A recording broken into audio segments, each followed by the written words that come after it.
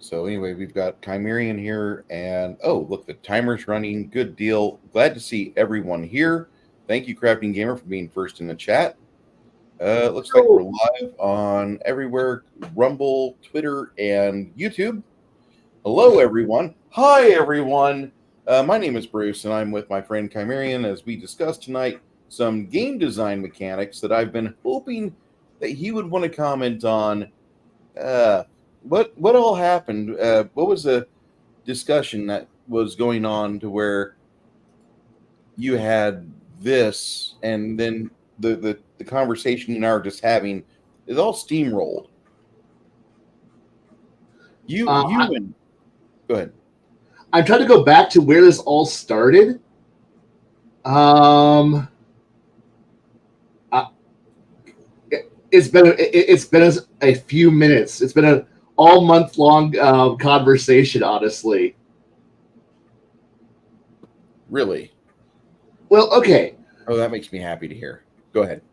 okay. The thing was the healer conversation. Part of what happened this week is that we had the healer conversation, and which is which also derived from a hit point conversation, an armor class and DR conversation, and it runs back for a while. But in essence, it all came down to the idea of armor as damage reduction and how hit points work and how some people don't want to have healers doing healing in combat, which is understandable because I kind of all spins around in a circle of the wonderful world of the hit point pool, where I know I've made the joke over the years now of the two bags of rice fighting each other till one bag rips, and then and falls apart. So you're just a big bag of hit points, and I think everyone tries to get around the problem of that. And it's I know that I've come to the conclusion a long time ago about the idea that in essence it always comes down to, no matter what level you're at, it's always 4 hits and then you're down. It's Yeah. always that. And we have, because as you go up in higher level, the damage goes up equivalency, and you have 4 to 5 hits and you're dead. If you're the biggest, meatiest person on target, if you're a 2-hit target, you're always going to be 2 hits. If you're a 3-hit target, you're always going to be 3 hits. And it's like, unless you're fighting a bunch of little, like, if you're high level and a bunch of little rats, start eating at you, it takes a little while, a little bit longer than it did at level 1 to kill you with the rats. But against I think really what it comes down to is, yeah, it is about that. In Six Nations, it is that. But I think there's a big disconnect. I don't want to say disconnect, but he's looking at it from a more traditional way, and I'm looking at it from the idea that I'm looking at time being the one thing I don't have. I only have 3 to 4 hours every week to play, and I don't have the ability to run 3 to 4 combats per long rest per day of adventuring and still be able to maintain a good, solid progression of story and plot line and character development, because that's what I want to see more of.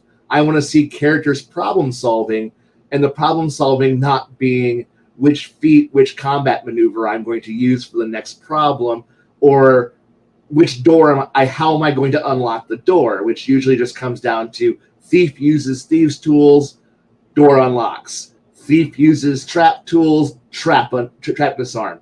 Or wizard cast knock, door's no longer a problem. And eventually magic replaces all problems. All problem solving, if because that's just how dungeon designing seems to work, and why I don't like spellcasters, because they win too much. But everybody else has to be specialized into their one role, except for casters. Casters can do anything and everything they want because magic is wonderful and all powerful. But if you're not a spellcaster, you do one thing only. Rogues, you find traps. you disarm traps, you unlock doors. You are a skill monkey, and if you don't skill monkey, you occasionally backstab. Fighter, you fight. You have shield, and you do interesting. You either two-handed, you shield and sword and board, or you do two-weapon, or you shoot bow. I shoot ranged. Those are your options. If you try to do anything cooler than that and special, that's starting to get into weird rules, and we can't have that. Fighters are trying to get too cool. We can't have fighters overshadowing casters who can only do 4 things per level per day, but those are 400 things that they can do. Or it's just kind of a terrible game design. I don't like it. Yeah, and it's really revolves around the idea that you're having fun despite the game engine, rather than the game engine promoting fun. It gives you a limited number of tools, and well, if you only have 2 tools, you're going to use those 2 tools for everything. And if the only tools they give you is smash and smash harder, well, you're going to smash. That's just what it comes down to. If you're playing Grog the Smasher, well, guess what? You're going to smash. That's all you can do. And that's a lot of the game. A lot of the game design I see from people wanting to produce their own systems is you have a very limited. They think it's a lot, but honestly, the options just come down to: are you a two-weapon fighter, sword and board fighter, or are you a two-handed fighter? Do you do cool? Can you do anything interesting? No, but you got to specialize it into this one special thing, and then you can do it once per day, or once in a while you can do this one special thing. But you're really just a fighter. But don't worry, I'm going to produce a book of 400 caster spells, and as long as you can play this game of, can you predict what the GM is going to do, and then you're trying to read into the future, see what your GM is going to do, and then you pick your 5 spells based on hoping the GM isn't going to dick you. And they're going to dick you hard because they're lying to you. Every GM's a lying sack of shit. No offense to you, Bruce. I'm one too. We're both lying sacks of shit. It is a GM, you're watching me orate the game rules to the players, because I haven't had the niceness to fucking write everything down yet, but I've been wanting to play this forever and a day. Is there an area where, as a GM, I should probably focus more on? Honestly, your rules are working really good. I like them, but the thing that really is where I say that all GMs are lying sacks of shit is because we don't always give all the information to our players at all times. I mean, the whole fact that we have the joke of the albino red dragon that exists, or okay, illusion phantasm spells are my fucking favorite, and Pathfinder never did them right, ever. No, illusion needs some major upgrades and refits and be done well. But the thing is that we GMs, it's very hard to actually be honest with our players and give them the appropriate amount of information. Part of that comes from the fact that unless you have players like me who has the Office of Naval Intelligence pin on my wall and other things where we live for intelligence gathering and doing detailed workups. Most players are not that. They just kind of go charging in and go, we'll figure it out as we go. I also do that too. But the thing is that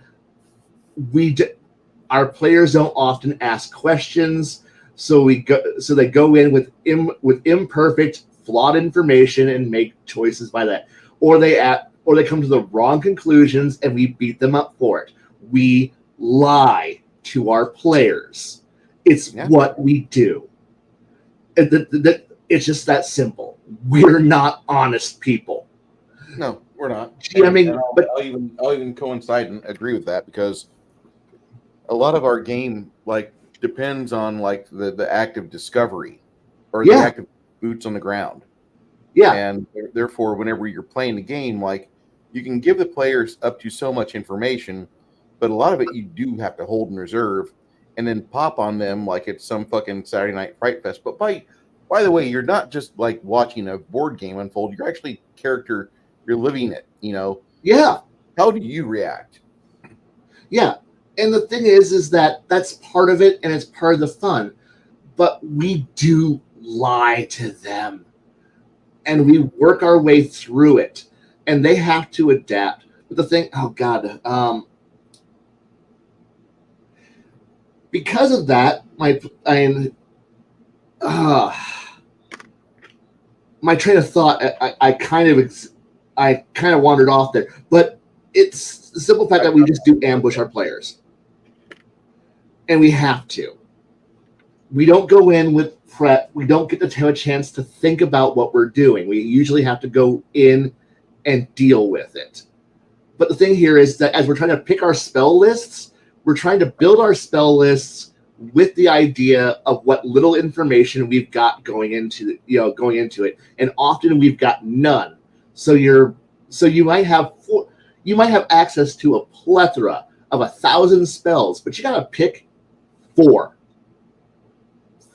and the GM might be lying to you, which they are, and you got to hope that the GM isn't going to dick you over while they were lying to you. So if they spell out everything's going to be ice, ice, cold, ice, fighting on a glacier, and you build everything to ice, and then the GM goes, it's now Battle Red Dragon, all your spells are fucking useless, and all your prep is gone.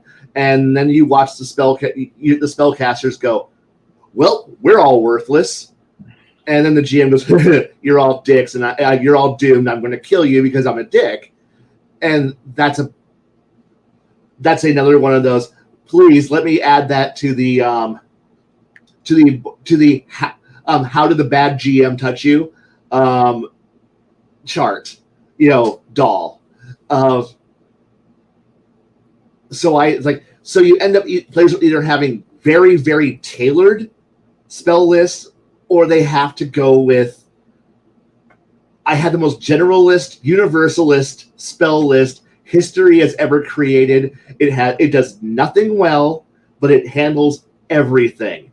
Because I think one of those I had a dick GM, and I decided to build a spellcaster. My entire spellcaster list was designed around the idea that all my GMs are complete and total utter hell beasts, and will lie to me. So none of my damage, all my damage was all meant to be variable and tailored to when you and a fellow player sit down and go through the entire monster manual and find the one energy type that has no resistances in the entire book, and then build your character around the idea that Acid or Sonic?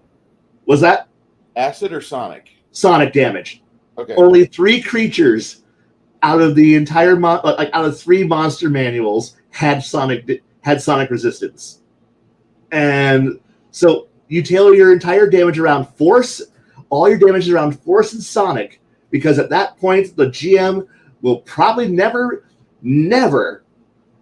resist throw a monster that has those 2 resistances at you, and now you're sitting back and laughing to yourself, going, go ahead, GM, throw whatever you can at me. I'm prepared now. Why? Because I only have 3 attack spells, and they're all I need.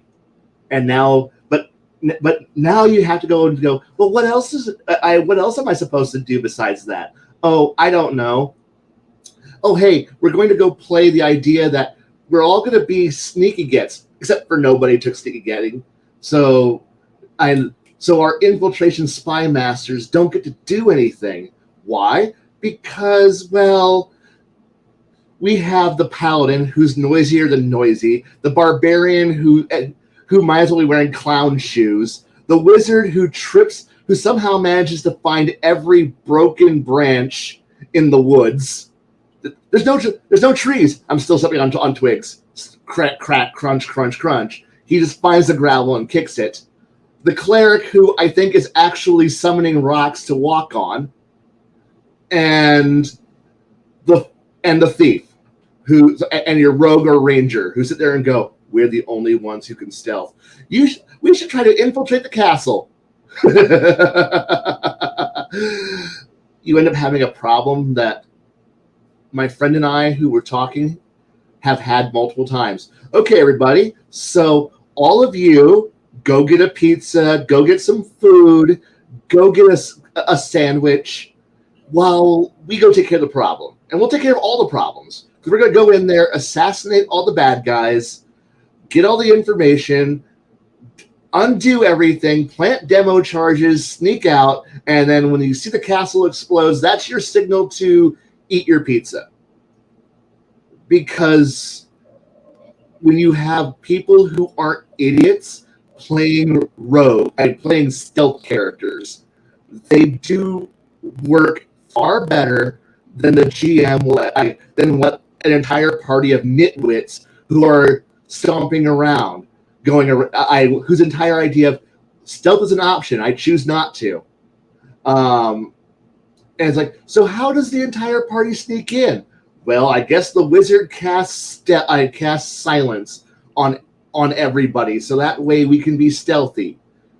Except we're now only silent for 10, 15 minutes? Well, I better hope we can get through the entirety of the castle, which after you've been through a few castles, you realize, a few castles or a large museum or a large structure, and then you realize 10 minutes ain't nearly enough time to get around to this thing, to get anywhere and do anything. Man, we're going to sneak through the entire Underdark with the wonderful sound of 3 silence spells? No, we're not. So I guess so your wizard now has to cast flight, levitate, climb, pass wall, something. So all his spells are now spent so that way a bunch of farting, smelling, stompy, loud idiots can actually sound like they're doing, not like a Union Pacific freight train rolling through town at hauling coal at full speed. Or you have the rogue who's going, I'm utterly useless. Because here's the other problem. So, hey, rogue, go scout ahead. How far do you scout ahead and still be able to effectively communicate with the party? That's a question for the ages right there. And trust me, this is the entire reason. This question, when I was a young shit, is why we did research into items like, hey, rings of telekinesis, rings of the pack, Drow's sign, flare guns, leaving some kind of signal. But the problem is, this is now requiring cooperation and planning from players, where you have the intelligence quotient of, I don't know, bricks. And who's, hey, Thegosaurus Rex, can you understand when I do some quiet signaling? Hey, if I do some mirror flash work, will you understand what I say? No? Okay. Hey, wizard, do you have any awareness? No. Okay, you're useless. So you're or hey, I found something. I need to yell it back to my friends, which, by the way, communication rate, yelling only has a 60 to 120 foot range, which now we start to go into this wonderful realm of, okay, so I yell back to my friends who are a whole 120 feet behind me. That's not really what you would call I'm scouting ahead type distance. That's just simply, okay, there are 2 turns, they are 2 rounds behind me. That's it. And you're hoping that, the clomping wagon, the war horse, and everything else the parties, stupidly has to always have with them at all times, and the band of, of donkey handlers and minions who are tromping through here like they're a freaking Napoleonic army, marching towards it. Somehow the orcs don't hear this coming, so that way you can scout ahead and go, hey, the ultra sneaky super drow that we're trying to hunt? Yeah, they're in the camp ahead of us. Quick, everybody, we should stop and prep.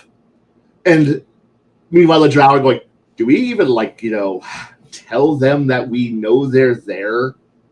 No. We should let them sit there, and you can hear the sound of buffing spells going off, the explosions of light and color as everything gets flash there. The drow are just sitting here going, no, man, no, we don't see it. They're 150 feet away. We can't see this. We can't hear it. We can't see it. They're just beyond that tree line. Poof, poof, poof, poof. Okay, guys, now we're ready. We can now sneak into position. Oh, wait, none of us have stealth. Okay, we can now move in, and the drow are not paying attention. Now we run in there and cause hell. And then the fight happens, and it lasts for 18 seconds. Or 45 minutes of real-world time. But 24 seconds later, the fight's over. And we're like, all right, an hour and a half of our life has gone by. 30 seconds are done. Yeah. But meanwhile, your rogue is going, what was my actual job here? Your job is to, I don't know. What do you do? Nothing. So you need to find it. But what is your solution? Use magic. Wait, that's the realm of spellcaster. So you need to find some way to improve communications, or you end up just having the case of, because this is a real case of my friend and I, we would build characters who, because everyone was always magic is magic. We're like, what if you don't have magic?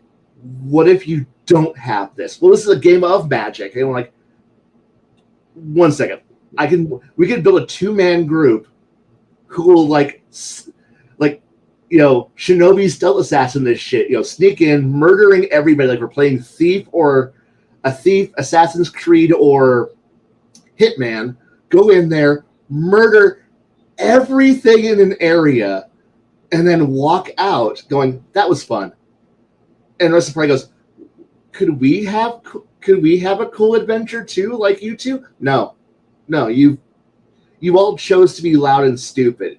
We don't want to be loud and stupid. In fact, we want to go in, murder 4 people, and then go get breakfast.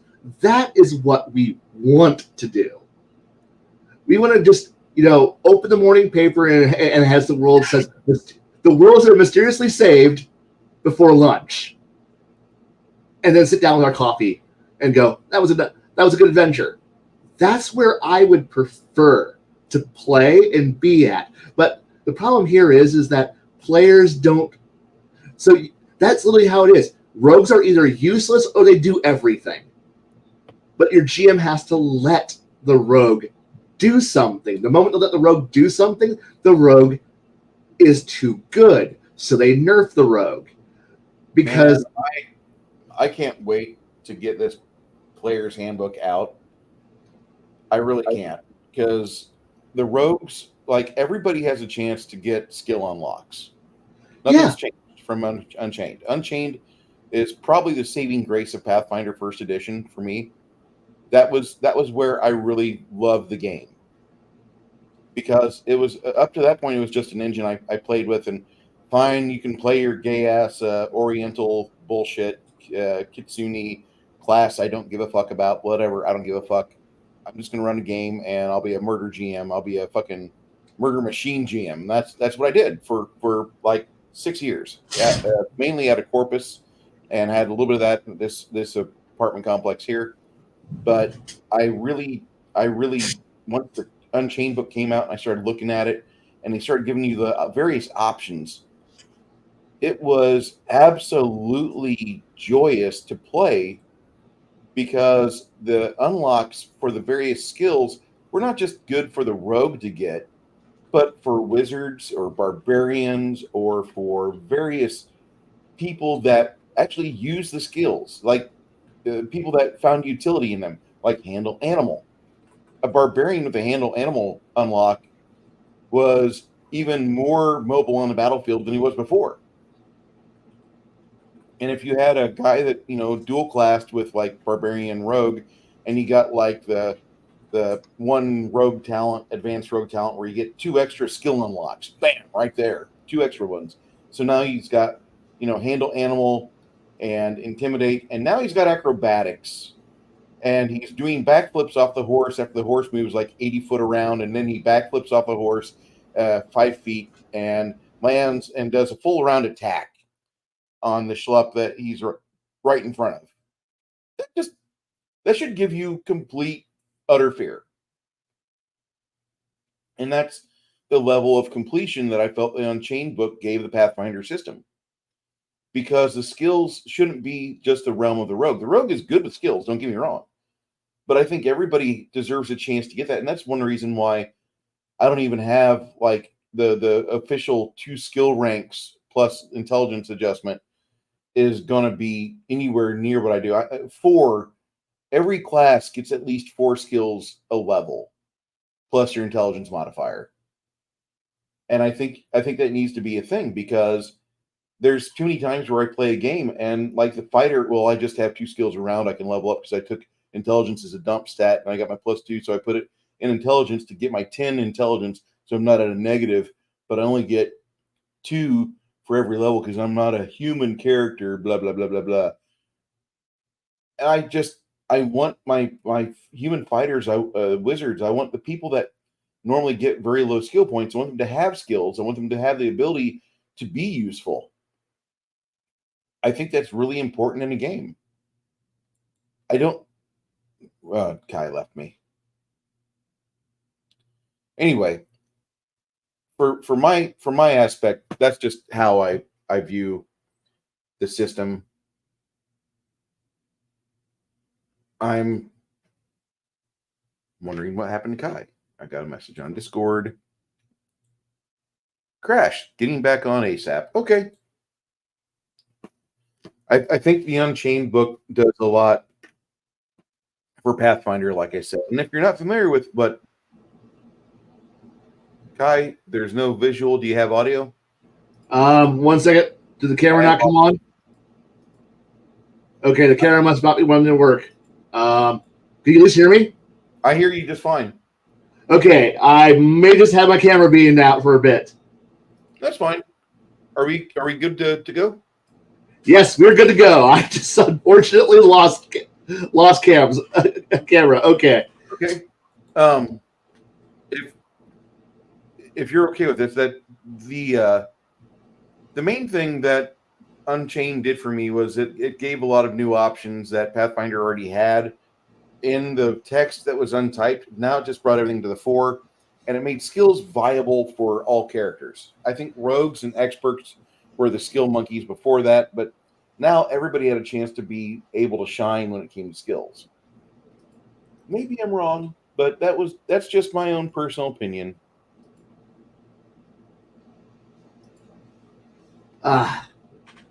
You okay?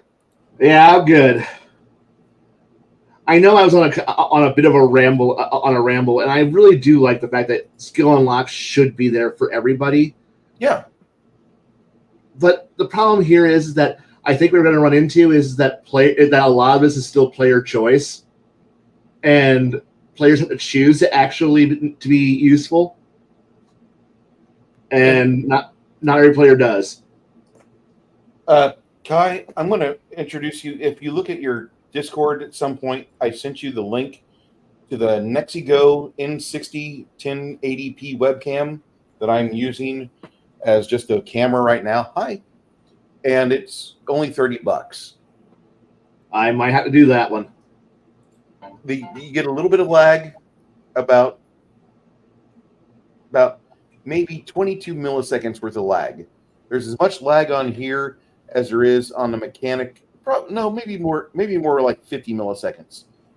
I get lag on here about equal to like what I get with the mechanical fucking flippers on an EM machine from Gottlieb from the 1970s. Watching my hands on camera, about 50 milliseconds. Maybe we can get it down to 30 like a good Data East pinball machine from the 1990s, but probably not. There's a little bit of visual lag. You're not going to be you're going to have people say your mouth is moving different. No, I'm just using a camera that has great visuals, bad lag.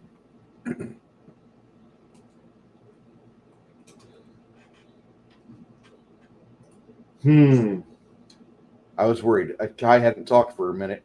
I'm like, shit, he dropped. No, it's okay. For some reason, I've just lost my ability to have cameras. Oh well. It's okay. We'll get you back on that. And Yep.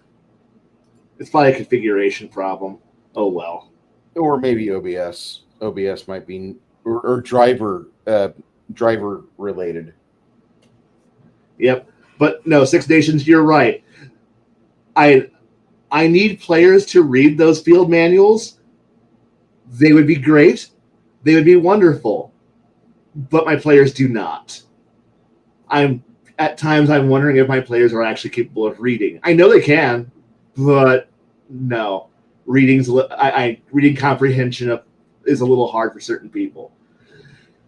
But I also, a lot of players, when they get told we're going to play any game, none of them, I swear, they're all the loudest people on the entire planet. They don't want, like, hey, we're going to go play a nice game of I don't know, Shadowrun or Cyberpunk.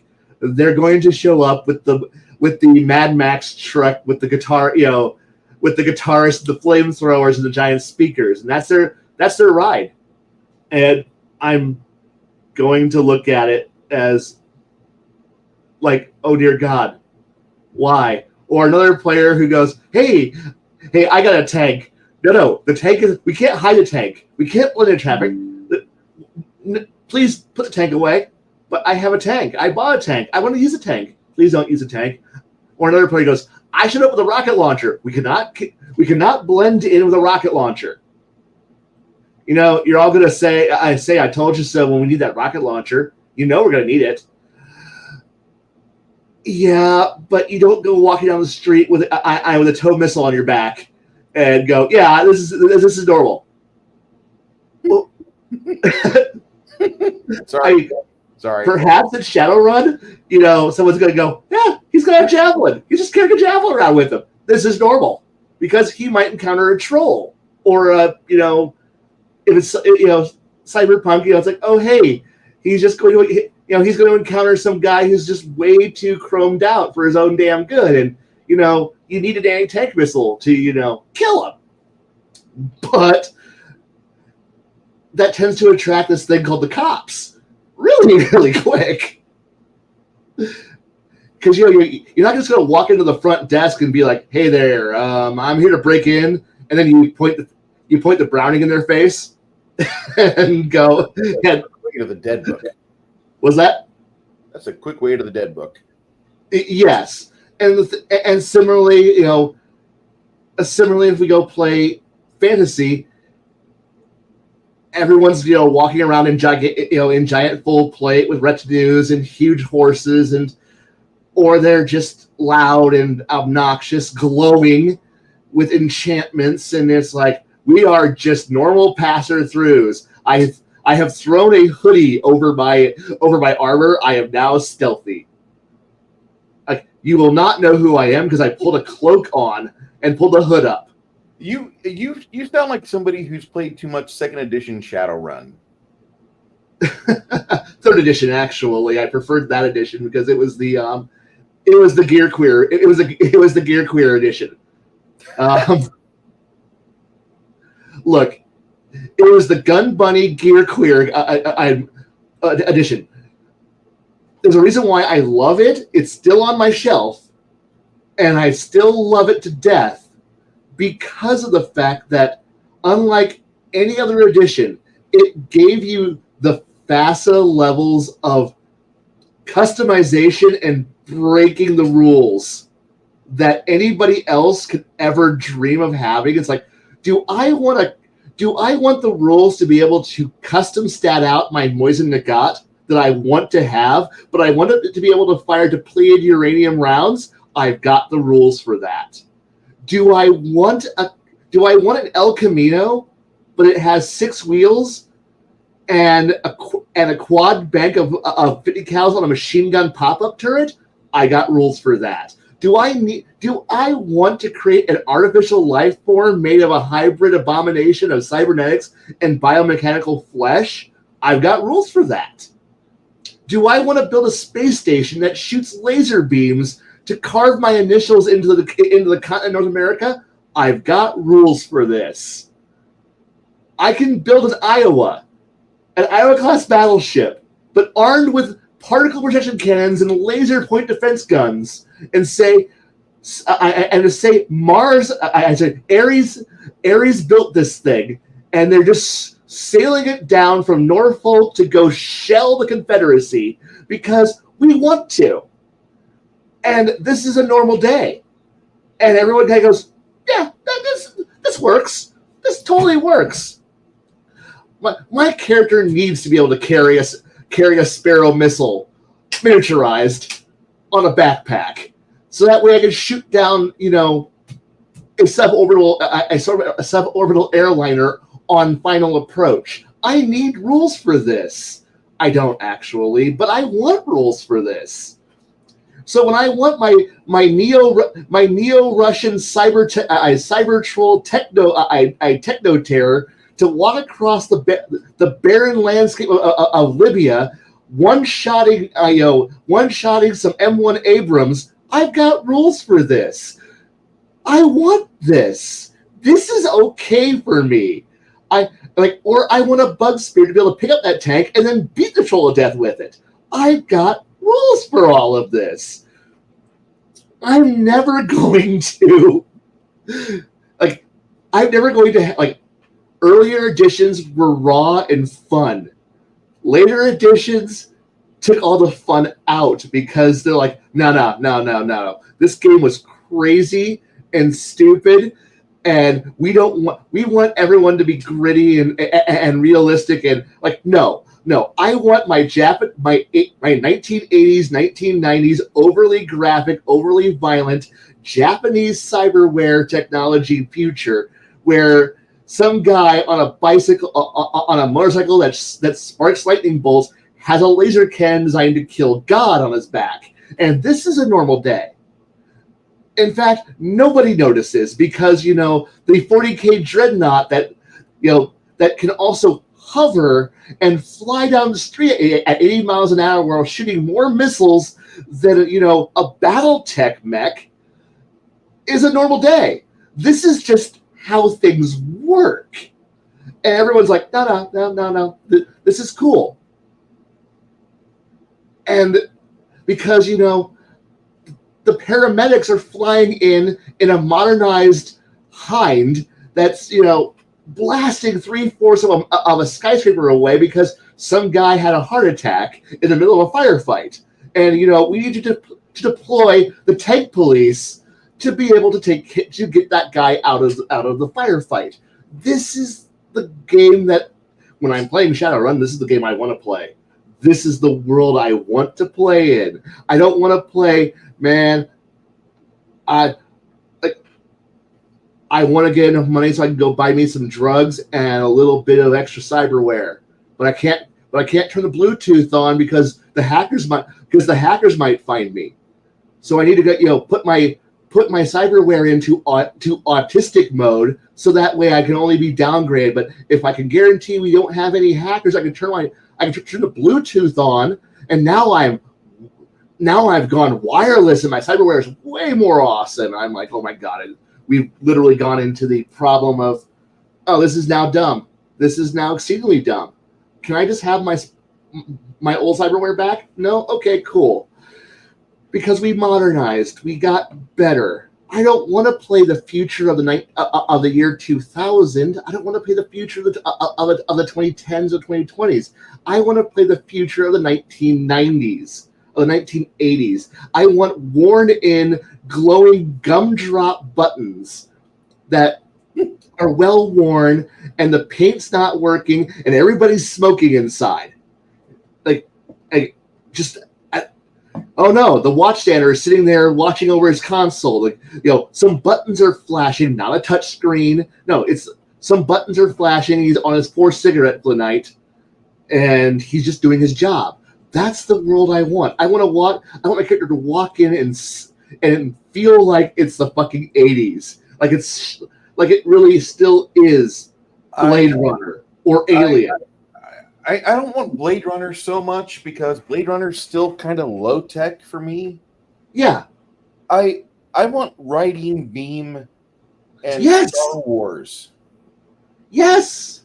But the thing is that Riding Beam and Gunsmith Cats and Akira are worlds where you're going to see an ashtray sitting on the console and a guy smoking, watching over. You open up the shack and it just stale cigarette smoke comes rolling out because some guy has to stay awake for 12 more hours. I want that world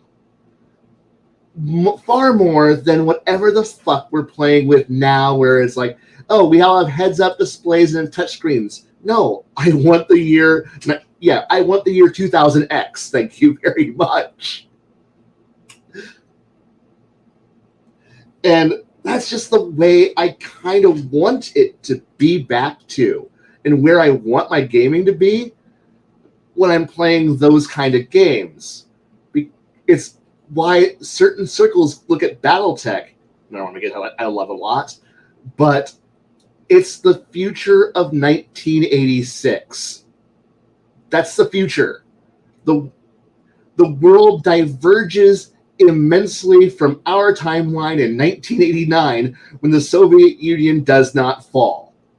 You know we're under a timeline because in that year, Russia doesn't fall, and the world does not get to experience the golden age of peace that is the 1990s, and we didn't get to reap the rewards of the end of the Cold War. The Cold War continues to go on for another decade and a half until the Great Pan-Asian War happens, and at which point the Earth unifies after it crushes the shit out of Russia and China. We're about 30 years behind schedule here. But that's the truth of that timeline. Shadowrun's in the same place. It's like the world is different, and I'm okay with it being different. Much like if I'm playing Twilight 2000, the world is different because the timeline diverges from ours. 1991 happens. The coup doesn't succeed. The Soviet Union doesn't collapse. We eventually get to the Great Middle Eastern conflict that eventually degenerates into World War III, which eventually degenerates into nuclear war. You're playing a what-if world that diverges from ours. You can't use what we know because the moment you have a divergence point, you can't follow that plot line. And that's just kind of where I want to end up playing. Anyway, to get back to what I was actually trying to get back to, sorry for the divergence, it's simply the fact that players do not build for stealth. They don't. But if you ever have a player who does and who understands how stealth works, or how communication works, or how navigation works, or how intelligence gathering works, or how 100 things that are really honestly very boring, and it is exceedingly boring for most players. Most players don't come in to go sit down and go, hey boss, I've got some reports from the Asian wet markets. We've seen to have a possible chance of a new avian flu virus coming out. Okay, so, and working out from those kind of details where you're starting to have to, as a GM, it's a lot of work to be able to hit players with the sheer amount of just noise to make their job not seem like it's that you're just handing the plot to them. And that's a very hard trick to pull out, is that you have to be able to throw enough false leads and boring information so that way it's not obvious that, hey, my ultimate plot is going to end up being an orc invasion. but I can't just start saying, okay, guys, you're all sitting there and you receive the first warnings of an orc horde who, the first people coming in. No, like, you got to start like giving them other problems to think about, to look at, to work about, and to work with, and then slowly pick up the pieces that lead to, oh, wait, there's an orc invasion. You can't just start with the orc invasion happening, in a week. You got to start back with, hey, there's some possible rumors of a new charismatic orc warlord who's gathering up people and distance. That's not a priority. Our current priority is X, Y, and Z. We don't have time to think about a what if, or we'll dispatch somebody to go out there and look for this. And you got to start building up, having multiple cases that are all viable, and letting players trying to divert limited resources to figure out what that kind of information is. That's not a fun game for most players. That's not.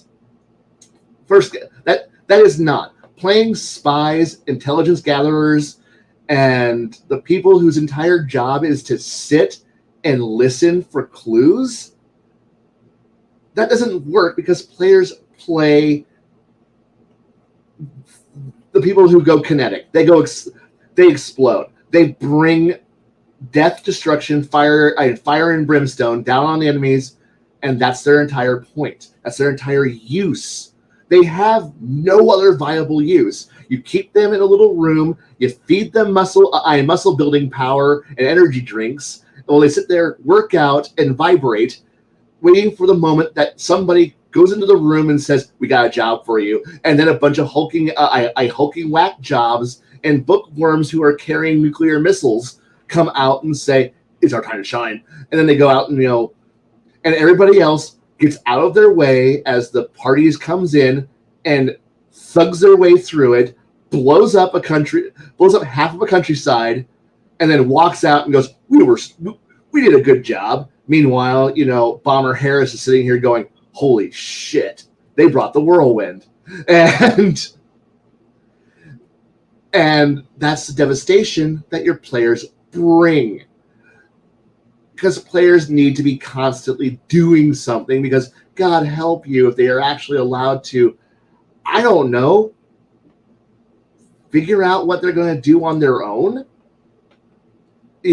Sit back and, because that's not adventuring. That's not doing something. Meetings and paperwork, that's not fun. We're not here to have a meeting. We're not here to spend 3 weeks trying to figure out the scale of the problem or trying to figure out solutions to a problem. Our solution is to destroy the problem. Our only tools are kill, burninate it, kill it, poison it, stab it, and break it and throw it in another dimension. Those are our only tools, because that's all of our tools. Or we go in there and mind rape them through spell casting, because once again, spellcasters can do everything nobody else can do, because, well, wiggle fingers, I win. Did you fail to save? Yeah, I won. The fight's over because you failed to save. Save or suck. I mean, hold person, sleep, charm, any form of mental domination. It's flesh to stone. Anything where you only have one chance, and well, the spellcasters can. I will make the save.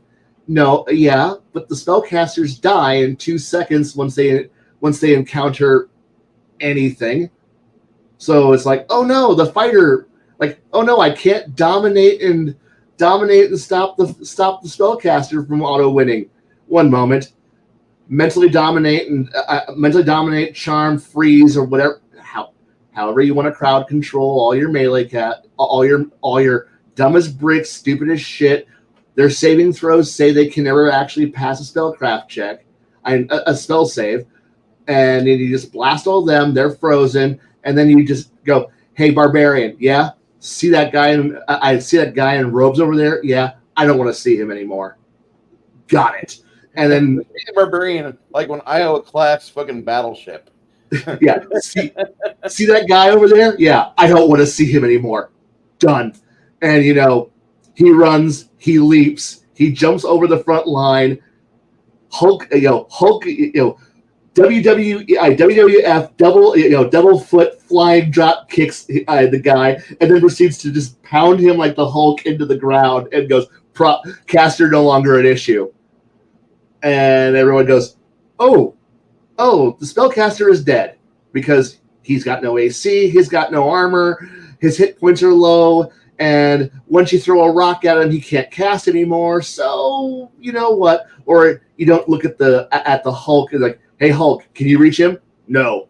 And then you look over at Connell. I'm just going to say Connell because rather than Hawkeye or your archer or your sniper, hey Connell, yeah, kill that guy. That's what Connell does.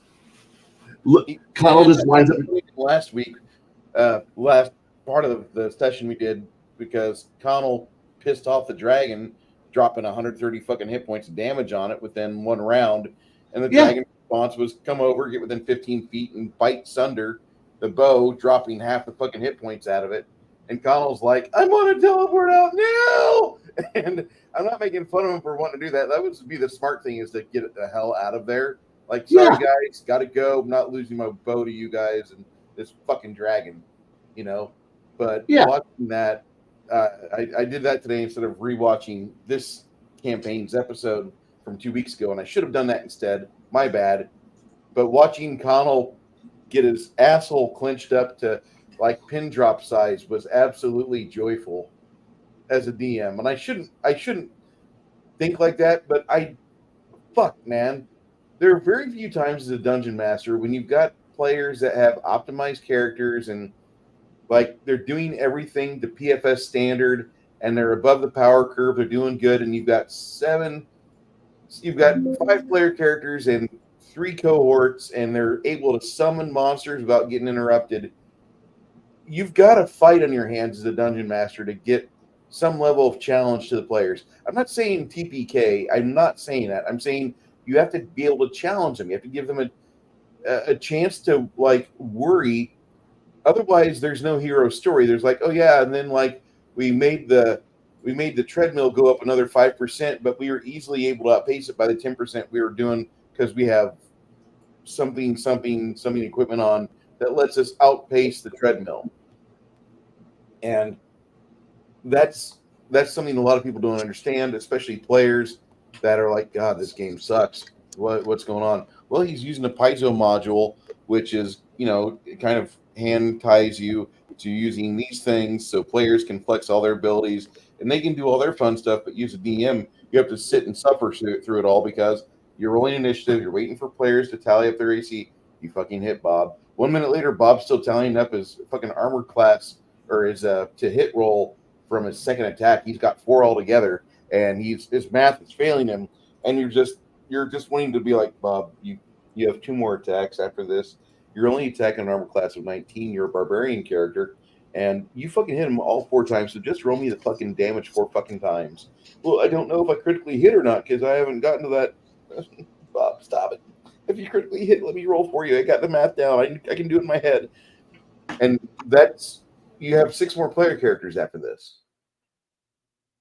So when I say like I want to modify the game to where it's fun for everybody, I'm not trying to suck away the fun from the players, but I do want challenge to be part of it.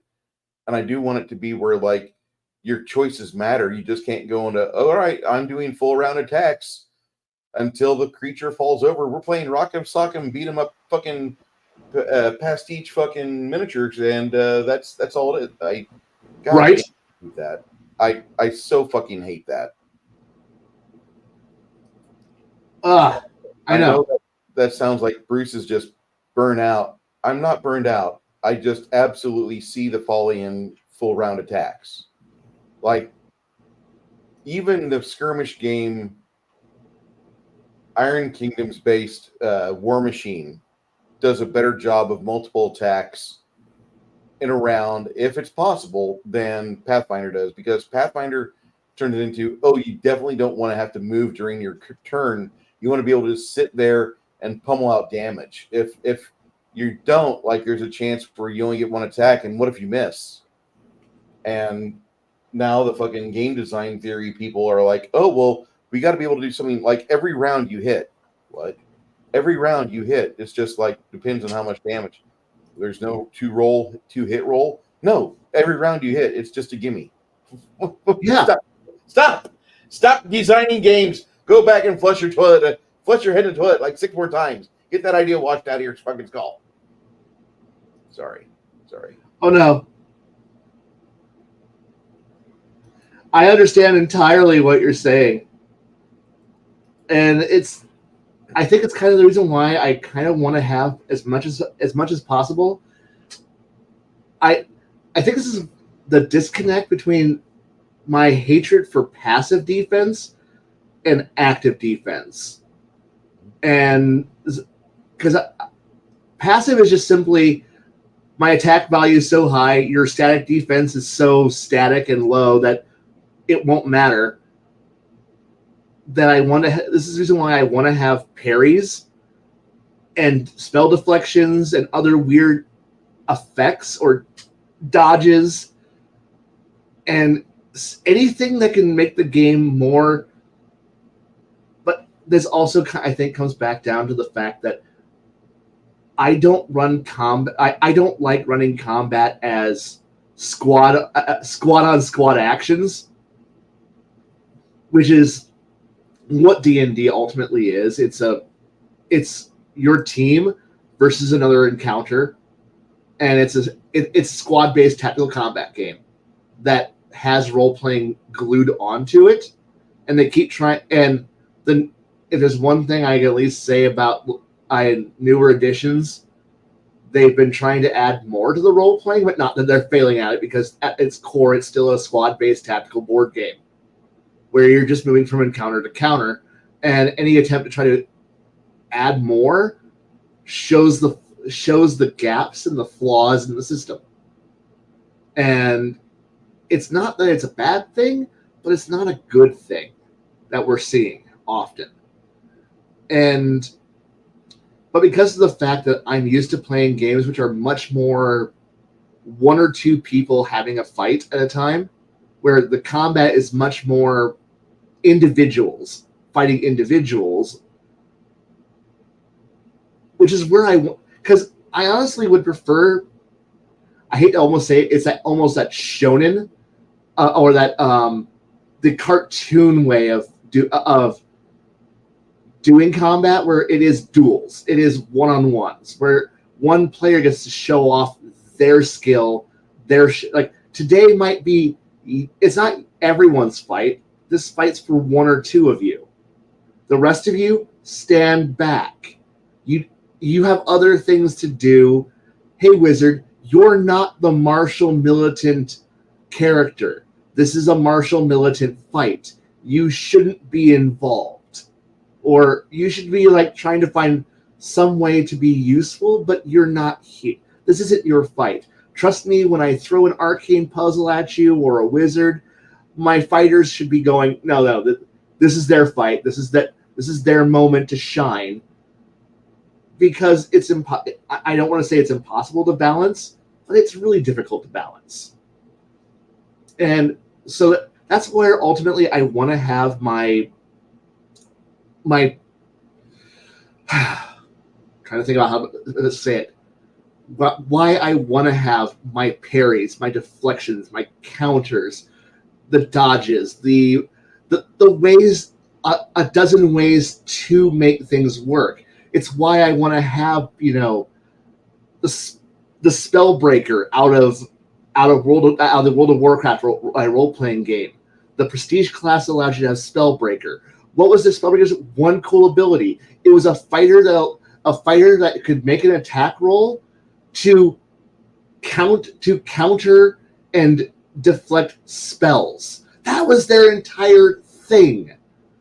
It's like, can I make an attack roll based on against a certain target number? Yes. Hey, your spell didn't hit me, or it didn't go off. Why? I stopped it.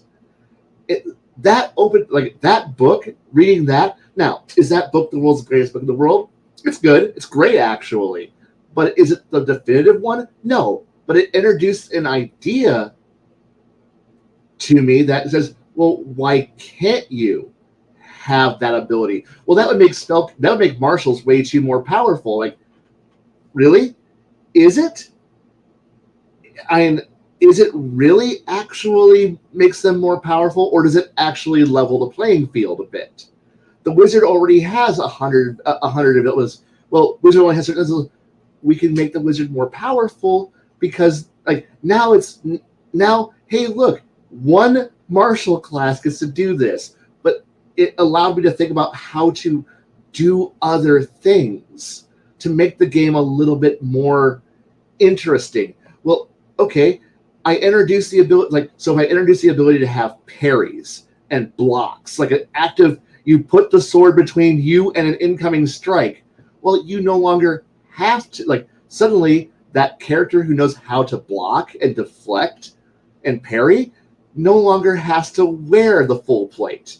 Now he can wear a t-shirt or leather armor and not die instantly in a fight versus one or two bad guys at once. The villains of the scene, you just gang up on them. There's a place for the guy who's wearing full plate with the giant tower shield and the sword. There's still a place for him, but now I've created a viable alternative to somebody who, well, that's just the dedicated class swashbuckler. But what if I don't want to play a swashbuckler? Does nobody else on the planet know how to parry but swashbuckler? Does Samurai know how to do it? No. Okay, I gotta ask you, yeah. Do you value this Paizo swashbuckler from the advanced class guide? I like it and I hate it at the same time. Okay, we need to explain as to what's going on and why. I love it because it's an interesting class. For me, it's a great way. Like, wow, you realize, okay, that there's a place for a light armored skirmishing fighter who can, if they can fight one person, it's great. But it also highlights this horrible mentality of it. So the only person in the entirety of creation, in all of creation, who knows how to parry is the swashbuckler. No other fighter in history has ever blocked something with their weapon. Well, you could just fight defensively. No, fighting defensively it gives you a mighty +2 to AC. That's it, and it's very small. Or hey, maybe you could have had the older feat before it was nerfed horribly that allowed you to put defense, put offense into your AC, combat expertise before it was nerfed. Horribly. Wait, hold on. You don't like combat expertise? You just don't like the potential +5 AC bonus that it will give you over 20 levels? Over 20 levels. Meanwhile, I'm not sorry at all. I know. Meanwhile, I liked its original version where you could put up to 5 at any time into your, and then they had improved expertise that allowed you to add more past that into your AC. What? No, that we can't. No. We need to reduce that down to a. You get a +1 every 5 levels. Wow, this is underwhelming. You've made this the single saddest feat in the entire universe. Congratulations. I hate it. I hate it immensely, which is the only reason why to this day I'm still like, no, that feat is still in its original 3.0 edition version. I refuse to update. I refuse to comply to your useless nerfed version. Thank you. Okay, thank you. So I will accept no questions. This was that like the old 3.0 version of Power Attack, or do you like the new version of Pathfinder Power? Yeah, and I also liked Weird Wars, Weird Wars 2, Blood of the Rhine, which gave you a ranged combat version of power attack. It was called Deadeye, and it allows you to do exactly what power attack does, but for ranged weapons. Oh my god, everyone gets to have this now? If you're like, what's this feat? It's the simplest, most logical feat possible. Ranged combat can benefit like melee combat cut. Okay. Well, that's not fair. Combat's not fair, motherfuckers. It's not. I don't understand what you're saying. Why is it combat not fair? It doesn't make sense. Right. But we live in a world of perpetual, eternal, constant nerfing. Reducing the game to a bare minimum. No fun allowed. No options. No versatility. But then again, we need combat, which is already notoriously slow, to be somehow sped up. Barely, not really, because players can't figure out ahead of time a combat matrix. They can't make a note card that has all the combinations of attack and penalties written out, so that way you just kind of okay, I'm at this distance, this range, this thing. Follow the two charts, draw the two lines together, and then suddenly you magically have a number already worked out. You have your modified AC, your modified attack value. Here's your bonuses and your penalties to hit and to damage. Done, taken care of, already worked out. And when it comes time for your combat turn to come around, you just do the chart, follow the number, roll, and tell your GM that everyone's dead, and then you walk off, and your GM goes, "How come your turns are so quick?" Because I don't think a lot of players know how to do this thing of. I know that I don't sound like I don't look like or sound like when I'm at the table that I'm paying attention, but I am, and because I know where my place in the turn order is at. So as it's going around the table, I'll be painting a miniature. Because Bruce, do you remember back in the game room where I would have like an entire paint set out in front of me, or like art supplies, like a wall of art supplies around me at all times? Like my part of the table was a wall of art supplies. I was painting miniatures, but whenever it came to my turn, it was always see situation, modify situation, tell what I'm doing, roll dice, tell you results, and then go back to my painting.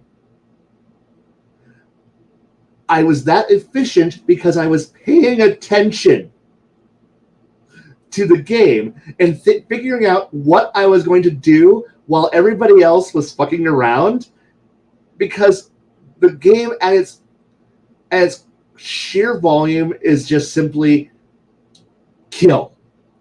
Move into combat, kill efficiently. And because there's not much in the way of options. There really isn't. Like, sure, I can get creative and go, okay, is there a log I can get behind for partial cover? Okay, I'm going prone, I got partial cover, here's my bonuses. I'm going to use the environment for, to try to hug the ground to give me a bonus saving throws.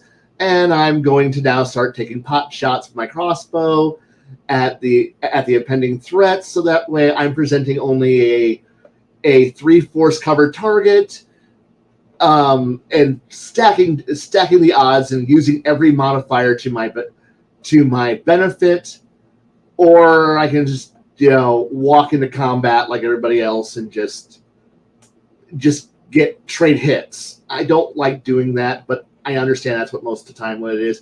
And once a fight starts, it really just is simply, because there's very little in the way of positional, there's very little in the way of, do I need to move more than 10 feet in a round?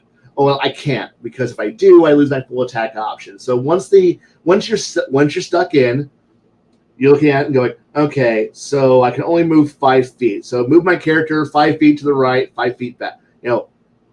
Moving back I back 5 feet. Okay, now I'm going to fight like this. Here's my modifier. Here's my engagement. Roll. once you've found your firing position as a spellcaster or as a archer, you already know what you're going to do. You don't need to do. Was that? I have. All right. When the characters like go down to Ream in the spring and they get their full training, like everybody gets an edge, which is kind of more powerful than a feat. An edge is something that, like, in my opinion, the original feats were like little game changers, not big game changers. But you stack a bunch of feats together, and all of a sudden, like, you go, oh my god, what the fuck am I like?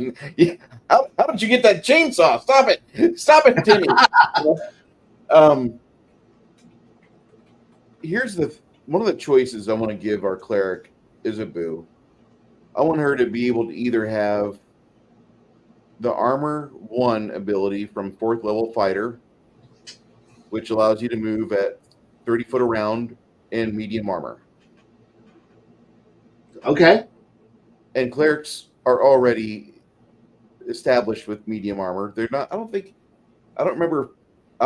clerics can do heavy armor in standard Pathfinder. I think you have to retcon that if you're going to do like, oh, we've been playing this game for so long. Oh, yeah, we switched over to Pathfinder 1st Edition from blah, blah, blah, blah, and now you lost your heavy armor ability. Fuck. You got to pick that as a feat now. Well, you always had to pick a feat for heavy armor. Yeah, you have to pick a feat. But I could give her that as an option as an edge, which is a possibility. You can now have the heavy armor feat, which now you get to move, just like in your fucking medium armor, you get to move another 20 feet every move action, if you so choose. Give her medium, you give her armor one or heavy armor. Those two are the choices I'm thinking about for her. Or give her an extra channeling feat choice where she gets 2 extra channels a day. Yeah. Or she picks up another domain, which I haven't fucking given her the domain spell list yet. And by the way, at 5th level spells is where, like, that's where things start to narrow down for clerics. Because up to 5th level, like, everybody's got light access to all spheres and spells. That cuts out for 6th level spells. And so the 6th level spells, like, you're only getting certain access to certain domains. And then, like, 8th level spells, the only spells you can cast are your spells in those domains. So, depending on the go ahead. Depending on the era that you would have asked me in me playing clerics, I probably would have taken the second domain list as my perk, because domains, if you still have domain lists, those are usually where some of the most iconic and best abilities and spells come from. Yeah. Is there, especially when they're interesting. That's a theory. I haven't solidified it yet, and I need to be a better DM and get this rule set out to Janet bad. I have 2 weeks till our next game. Let's hope that I don't have to work too hard. Maybe I can get suspended for a day or two, and I can stay home and type. Anyway, so one of the things I was thinking about for our rogue, I know he's in here, hey Six Nations. For his edge, I was thinking about opening up like something like simple, like skirmish. Do you remember what skirmish does? Yeah. That'd be awesome, actually, kind of. Because I think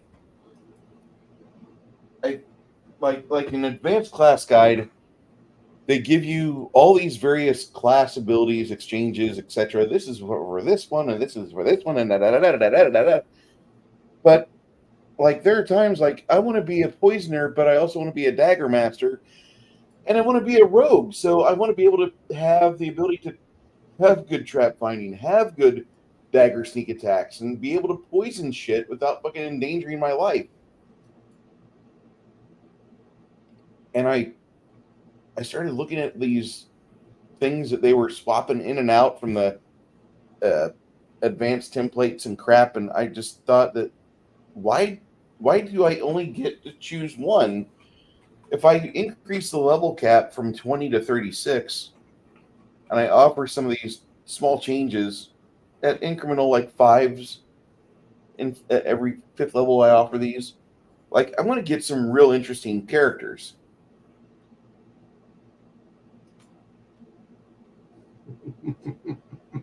I don't know. Maybe I'm thinking the wrong way, but I don't like how Pathfinder forces your characters at this level you get this, at this level you must take this, at this level you must take this. Whereas with the rogue talents and barbarian rage powers, the opportunity of choice is great.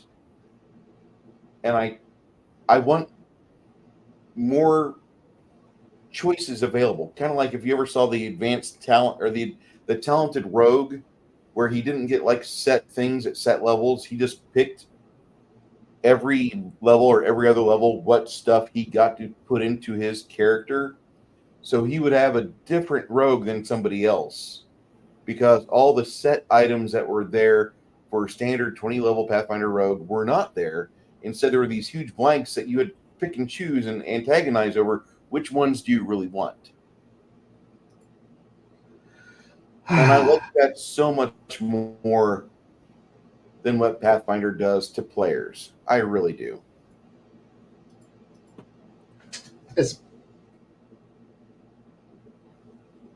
There's not a whole lot that I really like about Pathfinder 2e. I like it, but I don't. But the one thing I did like that came out of it was it added the archetype system into the game. And it's not terrible, but it needs one modification to it, which is simply free archetypes. Like everybody can have a free archetype because it added in, because I don't like how Pathfinder and Pathfinder 2 do tell you this is, as much as I love them, they do put you on a rail. This is your class. This is what you're going to do, and I'm against that for the most part. For whenever I play a game, it's like I want options. The more options you give me, the more versatility, the more I can do with the class. Yeah, because go ahead. Because ultimately, what I want is I want a fighter type character, but I want that fighter class to be able to do 100 things. I want to be able to have no one optimal choice or only have 4 meta choices, 5 maybe, where somebody can go through and analyze every feat, every combination, and for every build and tell you if this is worth taking or not. That's not, for me, a good game engine. That my class is who I am. Like, I like, say, 7th Sea, where the swordsman schools were like you were a swordsman and your schools dictate everything. Now, to go back to Pathfinder 2, if you turned on free archetypes where everybody gets to have one, suddenly you got to have characters where there were so many like instead of prestige classes or subclasses, archetypes became much more universal, much more. You were a fighter until 2nd, 3rd level when you got your first archetype, and then you suddenly got the ability to be okay. So I'm not really because the paladin really doesn't exist, but it exists. But say I don't want to be a full dedicated to that, and you could tailor the character to be what you wanted, and that was the one reason why I liked when they added that, and why we played Pathfinder 2 for a good while, was because the class race archetype combo became so. I know some people don't like. I don't want crazy combos in my games. I hear that from people. Like, I don't want, something that I can't anticipate. Well, here's the thing. If you're playing this, I hate starting from scratch. I understand that. But the thing here is that if you're a good GM, you see what your players can do and you adapt to, like, they shouldn't be able, I don't need to have to own you. Like, I don't want to, please send me your character sheets. No, I trust you enough to not cheat, to not change your stats, to not change your skills, to not abuse my trust. I've had players do that in the past, but I'm not going to let one or two bad players ruin my ability to trust human beings, even though I have all justification to do it. But the thing here is that after the first fight or two, no matter where you start at, whatever level you start at, the first fight is going to be feeling out what your players can do. That really is what it is.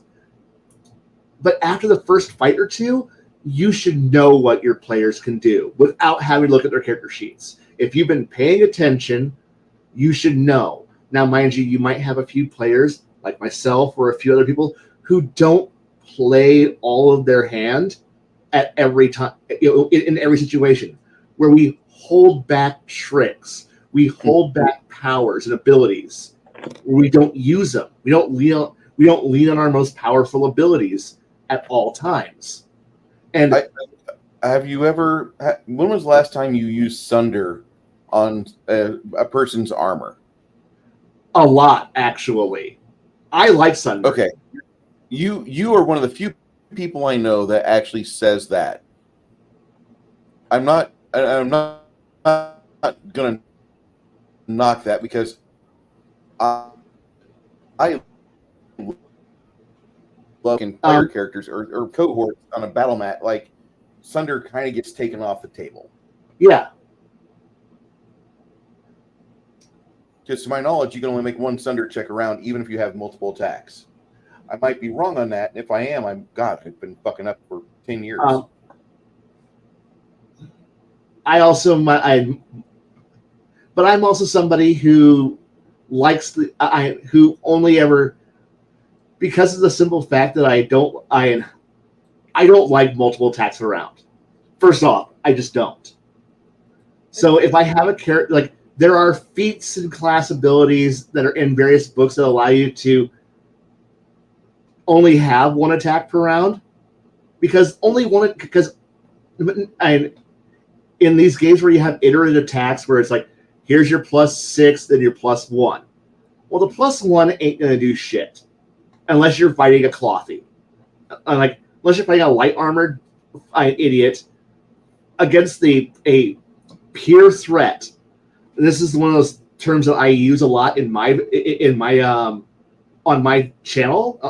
In my Discord channel, is I build my ideas around pure threats. I don't care if I'm the Leviathan beast who goes in there and beats up a bunch of peasants. Who cares? Okay, I can hit peasants all day long. I can hit peasants at first level. I'll hit peasants at 20th level. I don't need a 20, 15, 10, 5 to hit peasants. The thing I need to hit is the thing that's a challenge to me, whose AC is going to be on par with me, whose attack value is going to be on par with me. I don't care about inferior threats. I do care, but I don't plan around inferior threats. When I show up, like if I'm playing a proper character and I'm actually trying, and I show up on a battlefield on the battle map, I'm not caring about the 40 goblins. I care about the goblin lord in the back, the one who can hit me. Yeah. Hard and regularly. What about if you have 40 goblin alchemists? There's a problem there, and at that point, if I'm playing melee, I'm not going to go wading into that. I'm going to let my spellcasters provide the fire support and play a delaying action. This is why every character should carry a crossbow or a short bow or some kind of repeatable action ranged weapon, so that way you don't have to go into melee with the with the fire breathing, bomb throwing squad of fire support squad of death.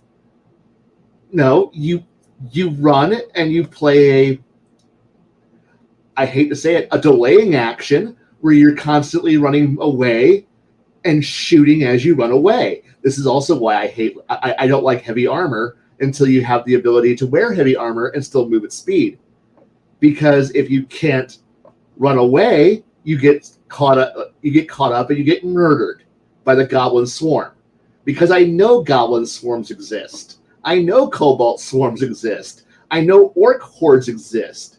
And I do not like the ability of not having the ability to disengage. If I lack the ability to run away, well, I deserve to be swarmed and killed. That's just a truthism right there of you're going to die if you can't run. Unless you can take it. So if I build myself to the ability that I am an impenetrable wall of death, I am a walking box of DR and armor, and I can sit there and I have enough spell defense and other things to keep me up. Yeah, I'll go fight the goblin horde of alchemists with a melee character. But at that point, I'm the wrong character for the wrong threat. I'm going to die because, well, they have a lot of AoE, they have fire, they have range. I cannot match that. I cannot reach them. They're faster than me. I cannot engage. I cannot disengage. I'm going to die a horrible, miserable death. And I'm going to look at the GM and go, why? Why did you do this to me? Well, you didn't know the threat was coming. I had no idea on any way to know if the threat was coming. Well, I just ambushed you with 30 guys who were faster than you with ranged combat and with AoE that just hits your reflex saves. You're going to die because you're wearing plate. You're a fighter in plate. I die like a dog. We're going to have cooked fighter for dinner, guys. Oh, that's not fair. Like that's a case of, well, I'm the wrong challenge, wrong threat. If I knew it was coming and I stupidly went into it anyway, that's on me. If I had no idea this was coming, that's on the GM. And I was too stupid to know I should run away. And like I said, if I see 40 goblins with fire, with burning crossbows, this isn't my fight. I'm going to die. But that's just simply. I hope my wizards and I hope my archers can provide cover for me while I run the fuck away. But then again, I'm usually the one who's playing the goblin alchemist who can run around and murder people. Because I did this once. I pissed off a player, a GM, really bad. The whole party was running away. We were being pursued by an orc horde through the woods, and I was playing a heavy crossbowman, but I knew the rules on how to do stealth and movement, I was playing a ranger-esque character, so I could move without slowing down in terrain. In essence, doing the Legolas walk on snow trick, and murdered an entire pursuit squad. The party couldn't do shit. I murdered the squad, and the GM was like, "That's not fair. How the fuck did you do that?" I go, "I understand the rules on how to fire from stealth, range, and perception. I knew how to do this. I stacked the deck in my favor. I fired. I fired. Like I got into stealth. I fired. They get a perception check at a penalty to be. I get a penalty in my stealth check for perception, but range modifiers figured out. They don't know where I am. I move to a new position. Fire a second time. I lead them in a chase away from the party, and 15 guys are dead later. I'm out of ammunition, come back to the party and go, okay, we're safe. Kind of like that, kind of in the demo that you ran where I played the fighter who went up on the ridge line and murdered all those orcs, while the party was still escaping.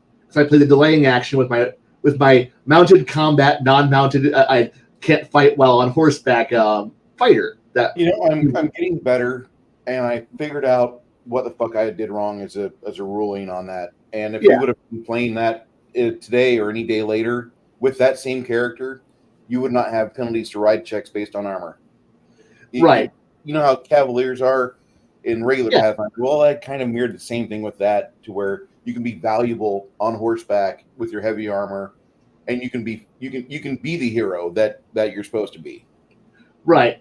But I also enjoyed playing the Dragoon, whose my entire job was to ride up, get off my horse, and then go fight someone.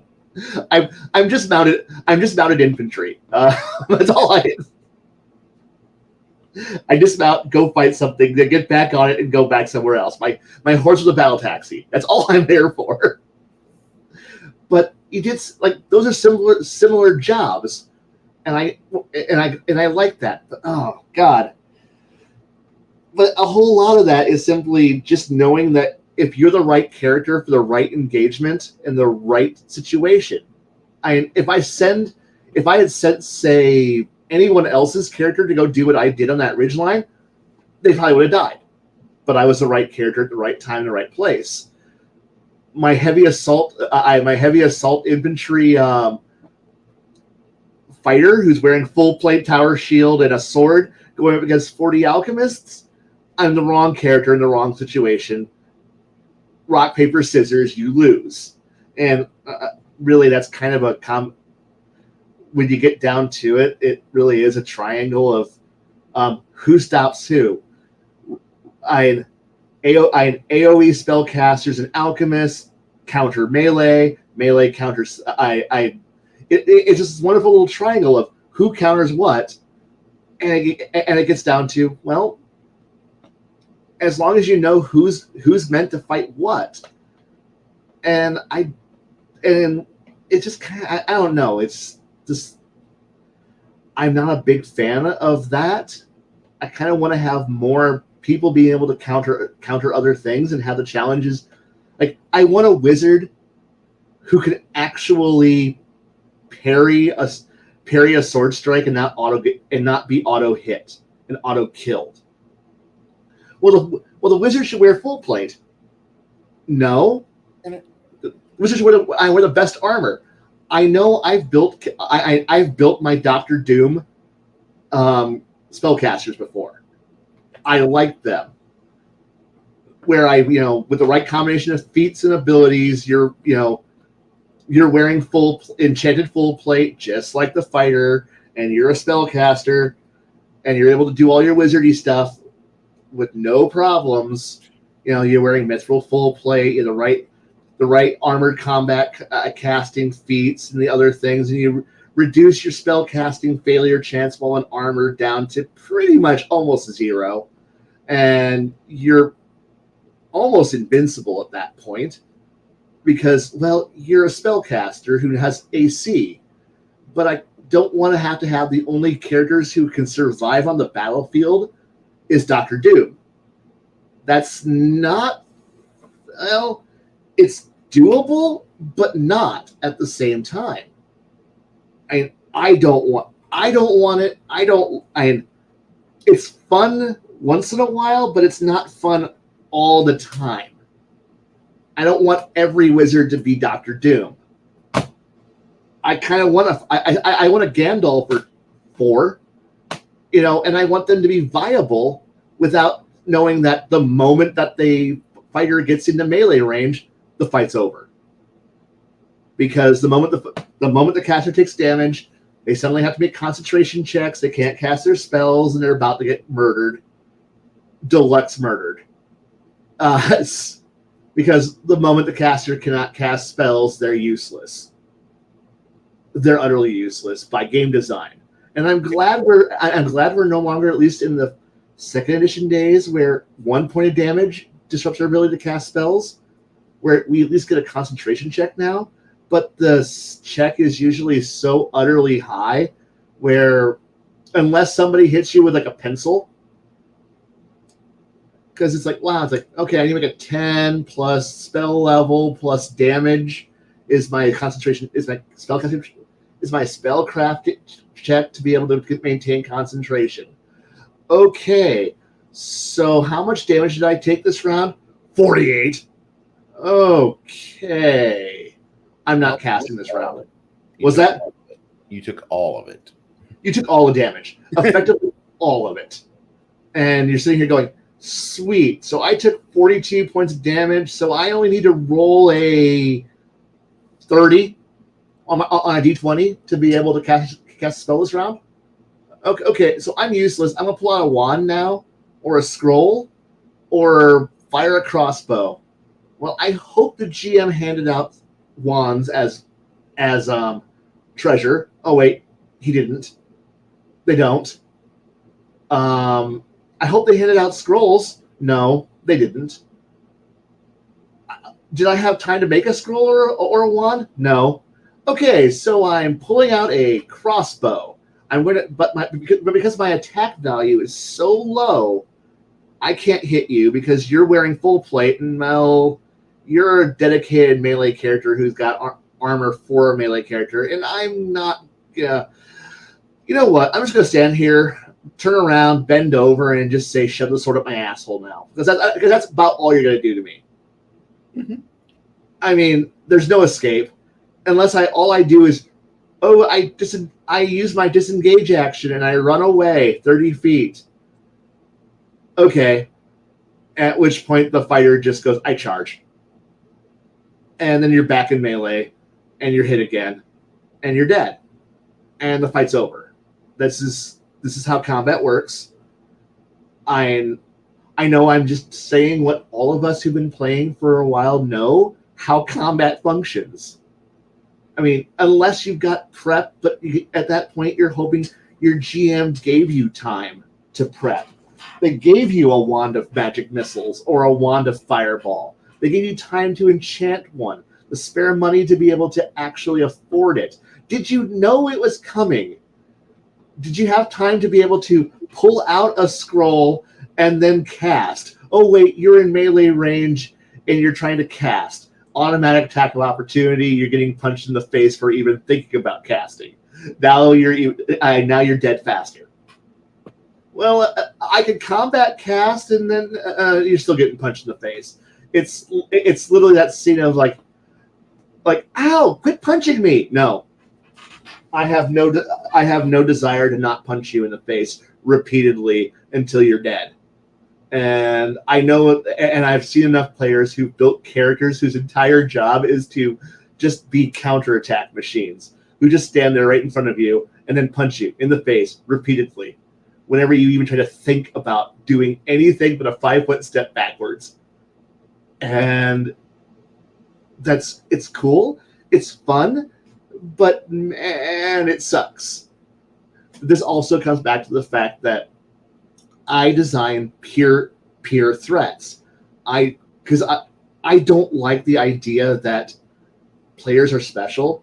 If the players are fighters, anyone can be a fighter. If there's like the player classes aren't special, that's just simply you're a player, you're a character.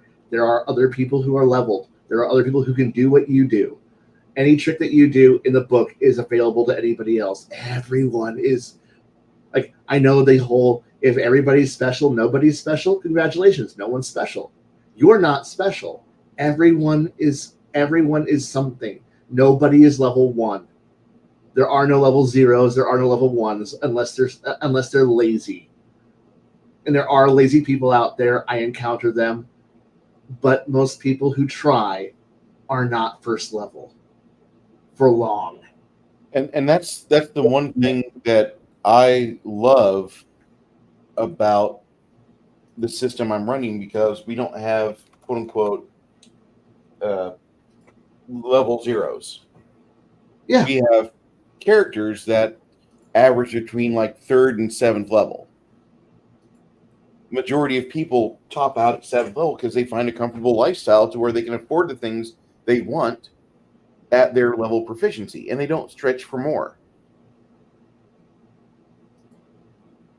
I don't think that's too difficult of a concept. I think that's actually kind of novel because too many games function on everybody's just 0 level but you. Yeah, and you're never going to encounter a threat. The idea that my monsters are monsters, like they're dedicatedly special monsters, and you're never going to encounter anything but monsters. But no, but this is also comes from the fact that when I run my games, monsters should be rare, at least in my book. Like, you're not going to encounter the Minotaur is special because he's the Minotaur, the one Minotaur. You're not going to encounter an entire Minotaur tribe race. Maybe I will allow that. But if I say there's an entire Minotaur tribe race out there, then they're not they're not 500 clones of the Minotaur. They're a Minotaur. Like, you've encountered a Minotaur. Oh, okay. So I encountered a bull person. Yes. What does the bull person do? Well, they're a person. Well, let's say it goes to human. No, their personality, their cultures, their language, the way they act is different. But isn't that just humans with makeup on?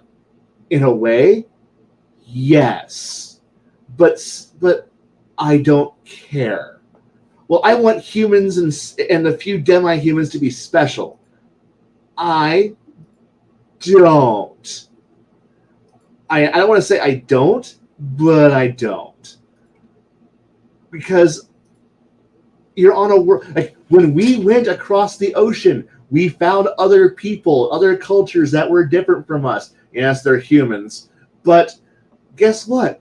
They were different, but close enough. So I go out into the mountains and, oh no, I find a tribe of barbarians. Well, I want them to be special and different. I kind of do too, but I also I just want it to be, I understand that humans, like, monsters are supposed to be monsters, orcs are orcs. But the thing is that I can at least go,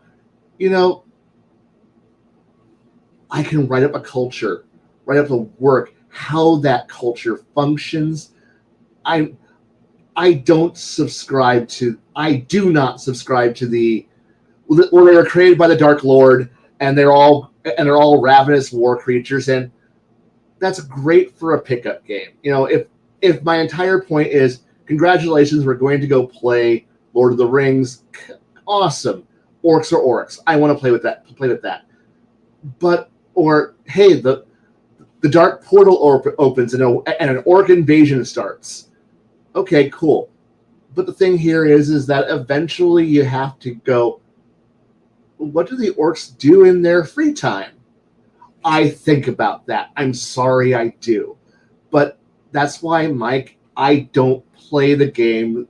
The games that I play, the games that I run, are not the traditional role-playing game that other people play and run and enjoy. I don't fault them for enjoying it, but it's not for me. I want my culture. I want my orcs to have a culture.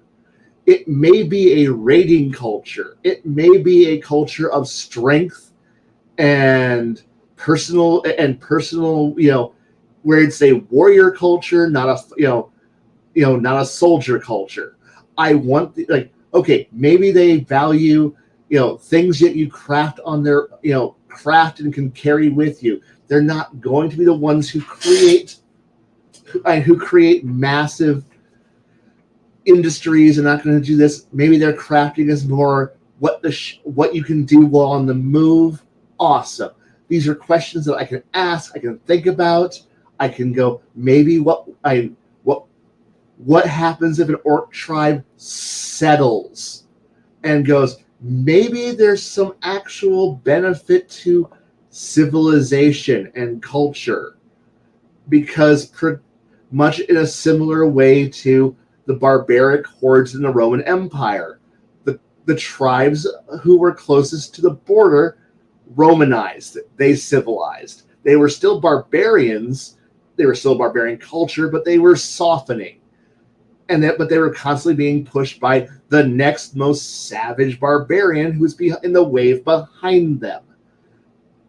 But that's going a little bit into a more deeper take. Most people don't need a deep take because, after all, to go back to what we were saying at the start of this entire thing of players are dumb and they don't think that hard. They don't want to think hard. They don't need to think hard. They just want to go out there, punch shit, blow shit up, and steal treasure. Was that? Bless you. I'm sneezing. Bless you. They want to blow shit up. They don't want to think about the culture. They don't want to do any of that. Bad guys are bad guys. Threat is a threat. But and at that point, it's easy to go, all I need is an orc orc, stock orc, stat. Here's his stat block. All orcs are this guy. Until you ask the question, but what if I encounter an Uruk-hai general or an orc commander? Or an orc spellcaster? Do I have to just fluff up an entire new stat block? Well, of course that's what you do. You give them a better attack line and a better armor class and a better this. Or you could just say, here's the orc stats, and then you put the fighter template on, the fighter class onto the orc race. Now you have an orc fighter. Well, now he's as good as a player character. I understand that. That's kind of what I prefer, because I want my orc shaman to be an orc shaman. I don't want to just an orc shaman stat block. No, I want to build him, and he's as functionally as good as a normal druid. But now he's got orc stats and orc abilities, and because mechanically it doesn't fucking matter. It really doesn't fucking matter. And I don't agree with what the new version of 5.5e is doing with their complete erasure of stats. But in short, they're hitting, a similar thought. I'm just looking at, okay, orcs of this breed have this stat block. Okay, cool. I attach this to it. Okay, done. It's the template monsters. I understand, but classes are pretty much, I can live with it. I don't do brainless monsters very often. And brainless monsters are the only monster manual creatures I can think of. Sure, a dragon is a dragon. You're not going to see a dragon fighter, thank God. But I can live with the idea of, okay, dragons are just dragons. Here's a dragon stat block. But for a humanoid sentient race that you encounter multiple of, and they have a variety, I don't think there's a cloning program that just sits there and, where the GM walks to the cloning facility, here's 10,000 orcs and we have another 10,000 on the way, pulling off the Clone Wars mentality. I don't want that. I don't like that. I don't need that. I like the idea that there are orcs who are just doing other things. Well, I don't want a farming society. I don't want to think about orc farmers and orc crafters and orc lore masters. And maybe they don't really have those, but somebody has to breed more orcs. Somebody has to armor those orcs. Somebody has to clothe those orcs. Well, that's what the slaves do. Okay, where do they come from? Where did this orc band come from? From the mountains. Where are the mountains? What did they do? What culture? I'm sorry I asked these questions, and I've seen my players ask similar questions because they want to go out there into the mountains and murder, and cleanse the mountains of the orc threat because they're tired of being raided. And then I, go and remind them that, remember, the Roman legion lost legions to the the ancestors to the Scots and some Germans too. So you don't want to do this. You don't want to take your army out into the woods and go hunt the ravenous hordes out there. You're going to lose. And but hey, sometimes you gotta murder a few thousand elite troops to send a message of the hills belong to the enemy. There's a reason why we don't go beyond the walls or beyond the safe territory or beyond the river or beyond the defensive barriers. We can't. We won't. We don't. Why? Because we're going to get murdered. And that's okay. Having that as an explanation and figuring out how to do it and make it feel better. But that's because of the fact that I do run games that I encourage people to go, hey, perhaps you should go and train some spies to go out and gather intelligence, to go and, I don't know, look ahead, figure out where the bad guys are, and then make a plan, rather than just charging stupidly in and then being murdered for it. But hey, that's just what players do. And why I get bored a lot, because let's be honest, one or two intelligent people giving you all the intelligent plans possible are going to be ignored.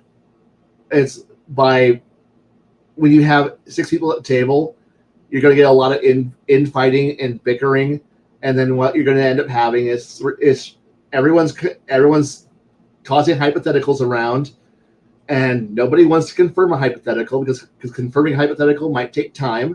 We don't often have time. And then eventually you hear somebody go, board now, charging. And you're like, so you eventually have the intelligent players kind of forming their own little side group and quietly going, okay, we let the party do whatever the hell they want, and then we'll go off and take care of the actual problem. And then you realize that the entire game is degenerating down to 2 smart people and the GM babysitting 5 idiots. They're fun idiots. They're your friends. They're creative idiots, but they're idiots. They have no patience. They just want to go out there and do something stupid. And 2 people go out and do all the hard work, all the track down all your stray plot lines, figure out your information, and then quietly come back to the party and go, hey, this is what we need to do. And then they just kind of point the party towards the threat, pull the string, and push.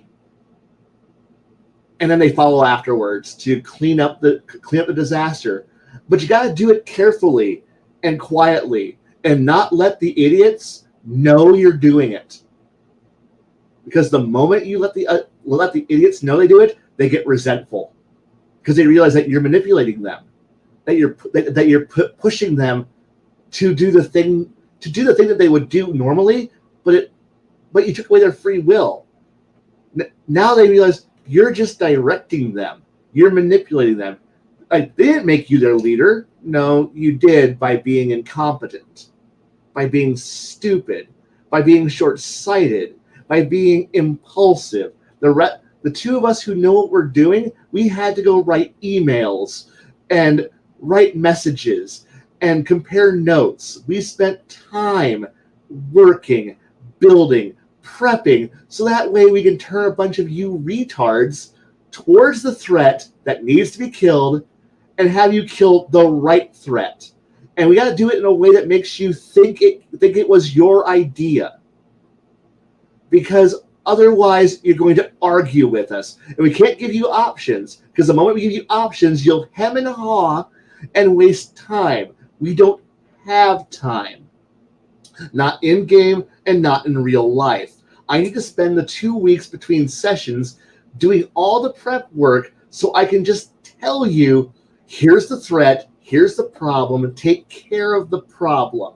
We don't have enough time to to let you guys have any free will, or because otherwise we're going to spend 45 minutes staring at a closed door. Because you're all idiots. I love you all, but you're stupid. And then they get to have fun. You realize that you spent the last 2 weeks making sure they have fun. And the GM kind of looks at you quietly and goes, thanks, man. You did me a solid favor by actually getting the party on track. And you just kind of go, good. And realize the party can never know that I did this. The party can never find out the amount of work I did because they're going to get resentful. Hey, here's a small little buff and some tokens. No, I can't have those because the moment I start getting free shit outside of game, the party will get resentful and go, where's our free shit? You didn't do any fucking work.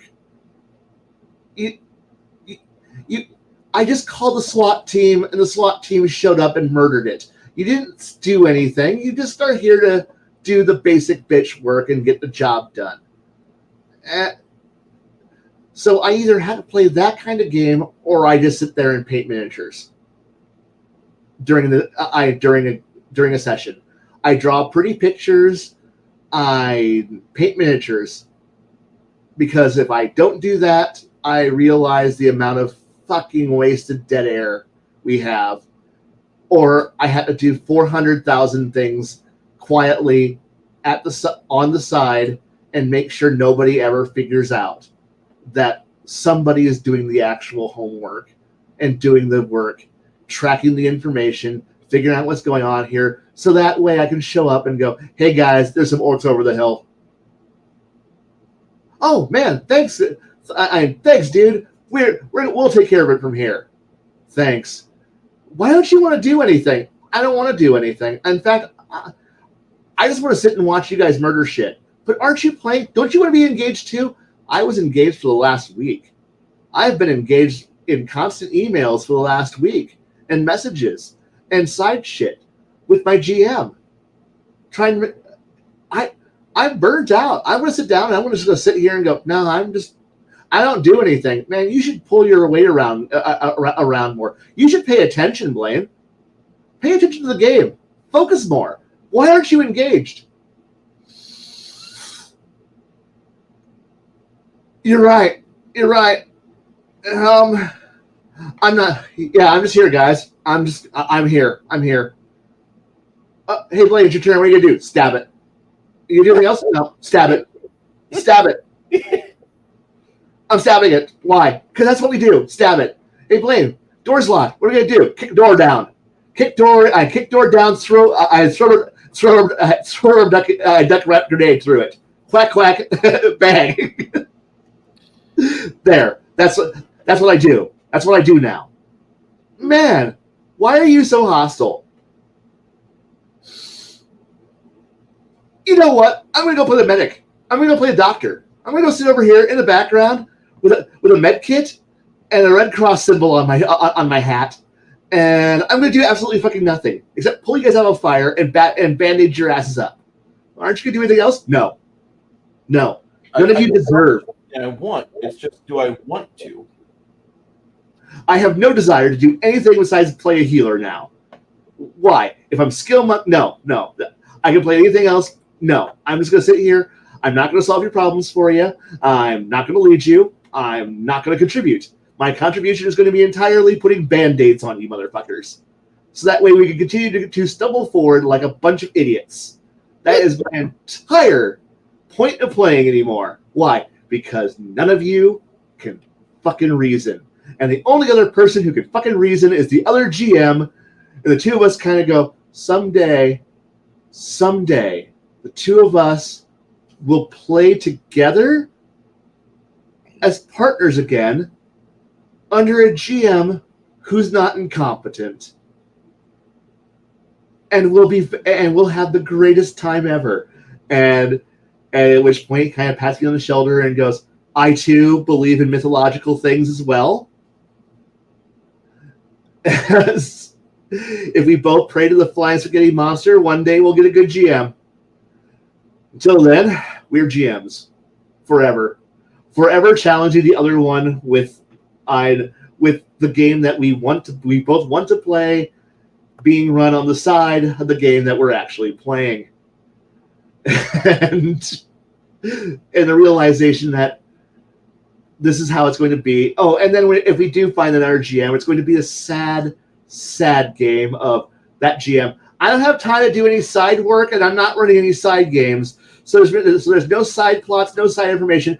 But and the two of us, we would like to gather information and do things. No split the party. At which point we look at each other and then go, all right, so what are you going to play? Well, we can't play intelligent. We can't play smart. So I'm going to play the biggest, dumbest freaking fighter humanly possible. And Blaine, what are you going to play? A druid. A druid of nothing. Useless. I'm a sack of shit. You're going to be a healer. What's this? This is along the same line of what you're talking about. This is somebody's idea if Quake was made in 2000 whatever. And so you have the simplified Quake menu. Oh, God. On. It was sponsored by Aldi's. Yeah. I thought this was classic. Oh, God. All the DLCs in the world. Got to have the easy, simplified, watch bots do it. God damn it. Oh, hells. And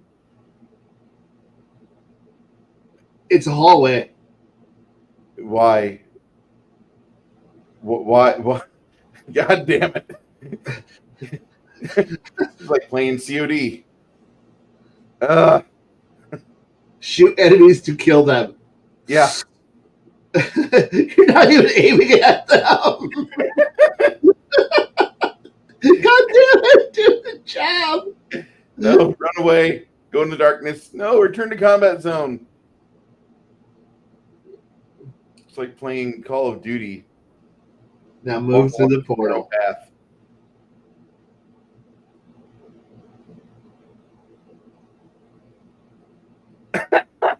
Be smart. Oh my.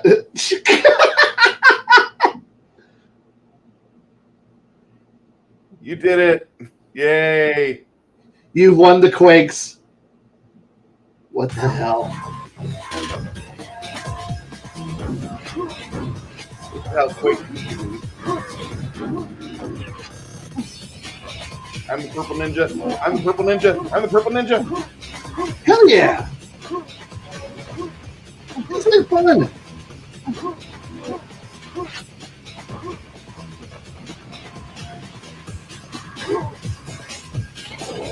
Grenade. Drop it once. I'm jumping.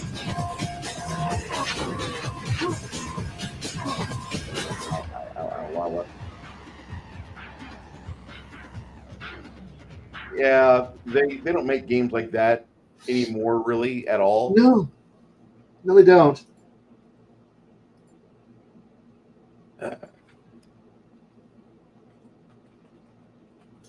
I fiddled with this guy for the past month, and I was looking at him today, and I'm like, I gotta fix that character. You ever do that? Like, yeah, I got some models that are sitting here waiting for me to actually get some time to paint again. I'm so glad I'm a shitty painter that I'm not able to paint the eyes to where the eyes just look at me like a bunch of China dolls on the shelf. Bruce, why aren't you painting us, Bruce? Bruce, are you going to paint us, or are you going to just fuck with your fingers the whole time? Oh, I hear you clicking on your keyboard. Fucking with the fingers. More important than us, isn't it, Bruce? No, I have a desktop of shame right now of things that said we need to get painted. Paint us, please. And I'm ignoring it. I'm ignoring it.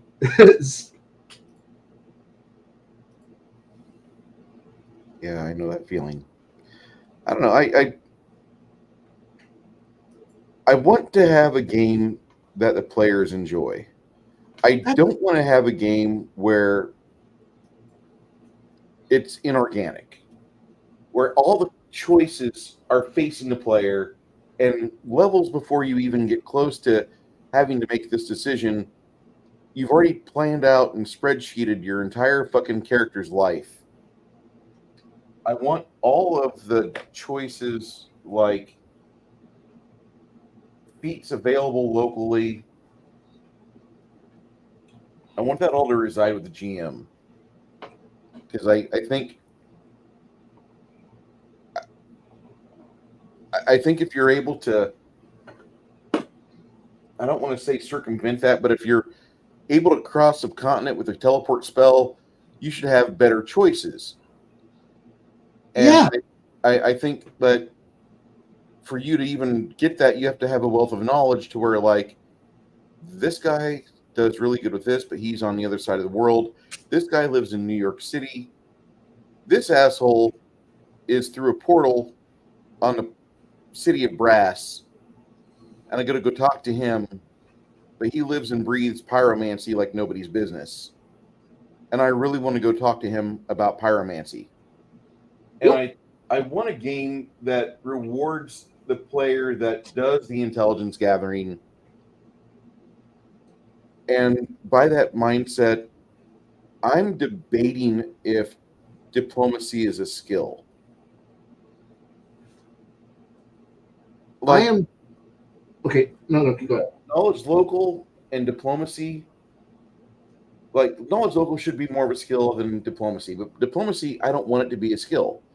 I want that to be an RP for function. Unless everybody's just tired of having to get in a character or make funny voices, like, that should be an exchange between DM or stated NPC and player. And if you suck at role play, get good, scrub. Just learn how to have a conversation. It could be yes, no, but get good at that. And I don't want to have a situation where, like, with my Pathfinder group, a discussion needs to happen, but the players are like, I don't want to role play this. Just give me the difficulty number so I can achieve it, and we can get past this in the next 30 seconds. Well, fuck, I feel the same way about useless combats. Let me just feed you the 7,000 XP each. So you guys, I can say I wasted 4 hours of your time because the combat system's too slow, and you don't know any other way to play than go full combat round, toe-to-toe, sticking your dick in your opponent's thigh while swinging your greatsword mightily. Fuck you. Yep. You know, that's... Now, I don't want to say I fully agree with... I do also like the idea of diplomacy being should be RP only, but I also understand its place on its use as a skill. Like RP, like diplomacy shouldn't be for a single conversation. Diplomacy is, well, all right, here's my agenda. Here's what I'm. It should be what diplomacy is for, which is like, hey, I'm going to hammer out this treaty, or I'm going to hammer out this deal, and we're going to simplify the complications of person-to-person interaction and having, over a prolonged period of time. It's like, I don't want to role play out the entire. I want to role play out the introductions, the basis of, what we're trying to negotiate, the deal that we're trying to work out. I don't want to role play out the entire peace treaty process. There's a certain point where you need to have an element of failure and chance in this. And that's what I would almost like reserve diplomacy, because I don't know. I may be able to spit out the start of a pretty good monologue for a villain or a diplomat. Pretty good. Most of us who watched movies or played video games know a monologue or two that we can throw out in a in a moment. Be it Theoden's charge down at Pelennor Fields, the crowning of Mengsk as Emperor of the Dominion in StarCraft. A few of us might know the I Love War speech by the Major from Helsing. Like, we all have our little favorite speeches, or we have the I'm holding the microphone backwards when I key the microphone, start to Independence Day presidential speech. Like, we all have, like, some of us might know more of the speech. Some of us might be able to quote, say, parts of, being able to throw, but not many players can throw a Sinclair or Sheridan monologue speech out at the top of their heads. A few of us might be able to, but not all of us can just go pull up a card or pull a Sinclair or a Sheridan or a Cisco right out of our assholes. Top of the hat. We can't. It would be awesome if all of us could just, slap our hands on the table and declare independence from Earth today. Top of the hat. No, I'm ready. Like, I have this speech ready to go. No, not all of us have that. Some of us may be able to get started that and be able to role play part of it. But I like the diplomacy check to be able to be there to, to have the. Did the speech go over well? Did you just give a huge monologue to people who weren't paying attention? Because that might be actually what's going on here. It's like, I'm sorry, you just threw the whole thing. You were holding the microphone backwards the entire time that you were talking, and nobody heard you. Shit. The moment has passed. Shit's gone wrong, or it's like, but then again, if my players can, yes, that's an okay one. I would, yes, the Great Mighty Pooh from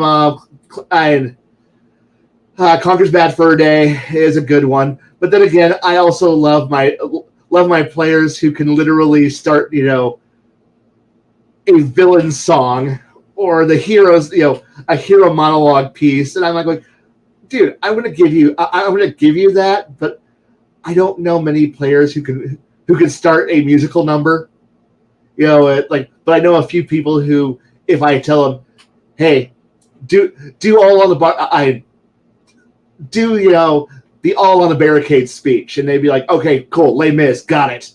I'm gonna do One More Day. Okay, cool, and that would, but that requires a little bit of a musical knowledge. I have another friend of mine who, I can't do it now, but for a while there, we kind of jokingly, we both liked Greatest Showman enough that we could actually, almost start doing we almost could have done the entirety of the go to of the other side song between, where it's like, here, I got a deal for you, and and do the whole fucking musical number. I can't do it now. It's been a while, but we both laughed and said, yeah, we could probably do it.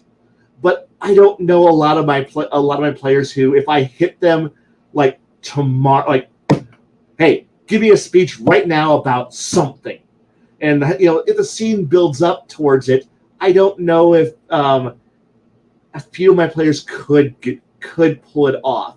And for them, you're right. Hey, could you at least give me a yes, no, or a summary of your intentions? And then we can roll off the diplomacy check to be able to go, how well did your character actually deliver that? And, sometimes I might have a character, that character who is just like, no, I as a player, I am not the most eloquent person on the planet. But my character I'm playing, he's going to give a 5-minute monologue about, the nobility of mankind and, or whatever, and it would be fine.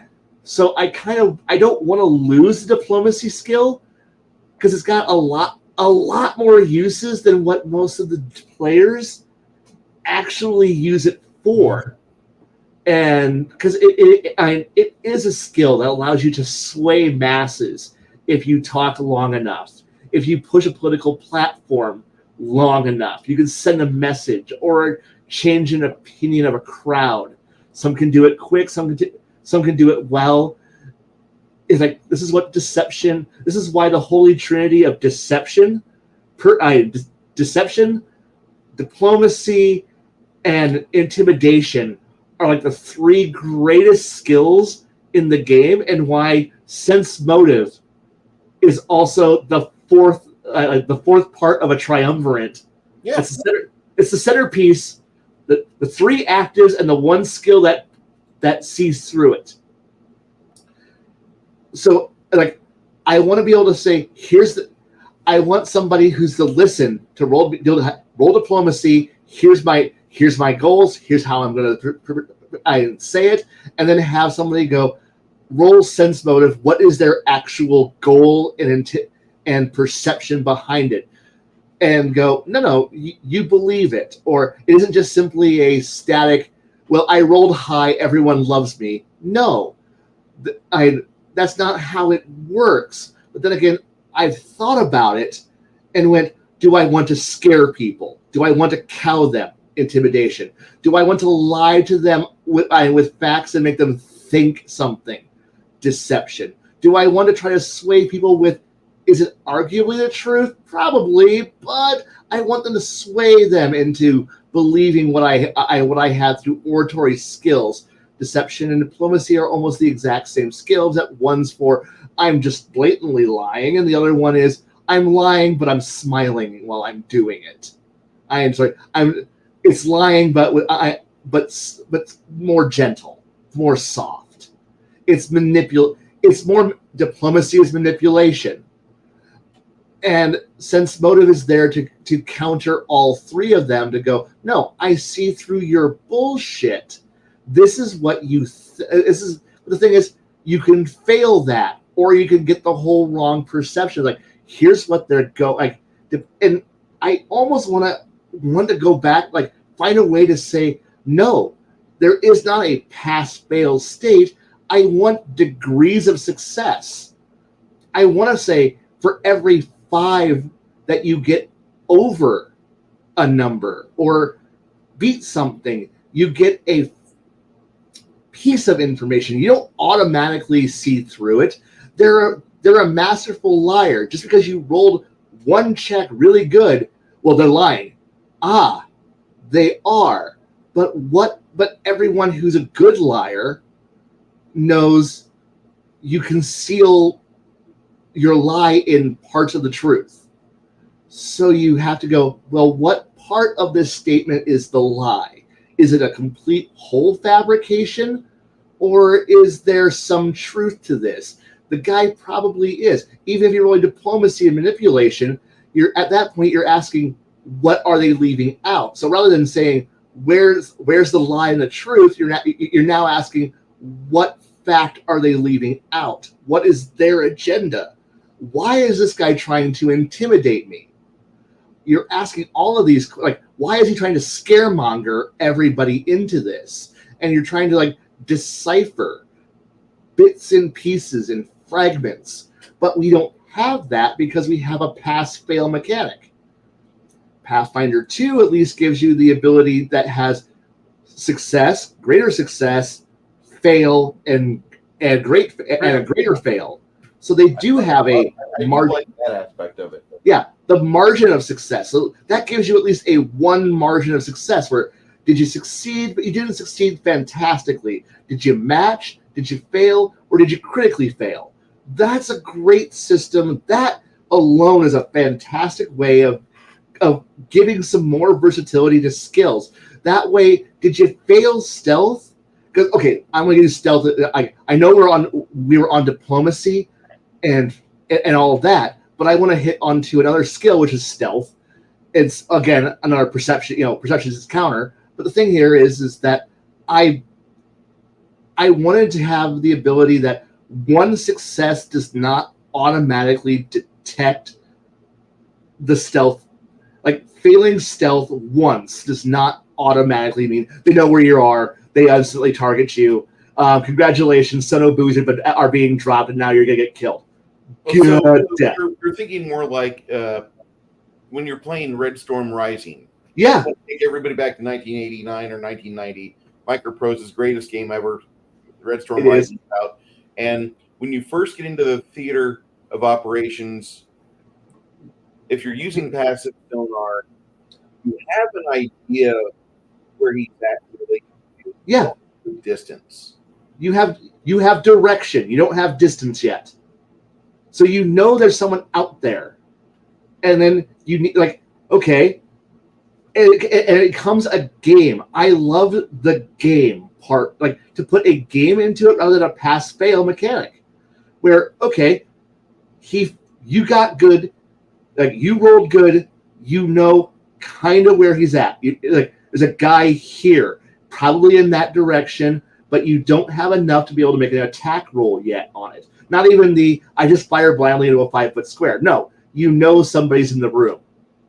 Like, and you're playing against, like say, against a predator. You hear the clicks. Or you see a brief outline or something moving. Not enough to attack unless you're going to, turn, a grid square with a jungle into nothing. Like the infamous scene from Predator where everybody just machine guns the fuck out of that forest. Yes. That is one of the best scenes in fucking movie history right there. I'm surprised nobody was hurt. I know. Yeah, but our sexual Tyrannosaurus Blaine gets killed in that moment, right before that scene. But it's an effective response, and I like that. And it's like at that point, you give a chance for the rogue to recover, unless because he's got a chance to break contact, to hide, to go to stealth better, which that's a key point of in other games have done similar mechanics. If you played the original Metal Gear Solid, a guy knows you're in the area, but they haven't found you yet. If you're playing Skyrim, guy has an idea. Hey, they're becoming partially aware. You better disengage and find a new place to hide. I want to have that submarine mechanic of, hey, you're trying to hunt somebody who's stealthy, or you're stealthy, and you don't want to get you don't want them to get two successes on you, because one's giving you direction, and then one will give you range, and at that point you're dead because now you're no longer stealth. You have a chance to escape and keep the game interesting, and I want to see those more mechanics like that, where it's a game. Like, hey, now we're on alert. Now you got hey, one person, but the thing is that it's still a game. Well, hey, you're trying to lure that stealthy character in. Do you scream and tell everybody else, hey, bad guy right there? Well, you only have an idea where he's at, and as you're alerting everybody else, he can the thief, the rogue stealth character, breaks contact, escapes back, goes away, and you're no longer having to fight him. He's left, or he's gonna come back. He's gonna come back and try again. Or do you quietly go, I'm the only one who knows, and everybody else is blissfully unaware, and do I let them come closer so that way I can know where he's at, and then I can trigger it, and then do something to alert everybody else, or make him come visible, fairy fires or light, or the dust ball, the flower bag trick, make them visible, and now everybody can now focus fire and kill the rogue who's coming in. Like, these are things that when you start giving more mechanics, yeah, it's complicated. Yeah, it requires players to play in character and go, I don't know what's going on. My character does not. I will continue to blissfully walk on the direction I'm going. I'm doing the thing I need to until I'm alerted. Most players are very terrible at this at this because they're all trying to figure out, no. I want to somehow know and be prepared for when the ambush inevitably happens. Sometimes you just want to have that. Look, if the assassin is there, I want to make the assassin an interesting encounter rather than just simply he rolls stealth really good. He walks up, he stabs you, or the rogue walks into the room. One guy sees you. He sounds the alarm. He is now instantly visible to the entire party. Somehow the entire party instantly knows where he's at, despite only one person seeing him, because obviously the entire party is data linked together. They're all on the same fucking command line. One person picks it up. The entire battle group now knows exactly where it is. The wizard turns over, opens fires, and explosions start happening. And the fighter immediately engages full combat mode. He's ready to go. Charges in. Stabbing happens. Why? Because the druid spotted it and raised the alarm, and everybody else immediately leaps to action, and the fight is over. And you're like, what the fuck? Or because every player is constantly at fucking go time. Like they are ready to go. Fucking they're ready to go.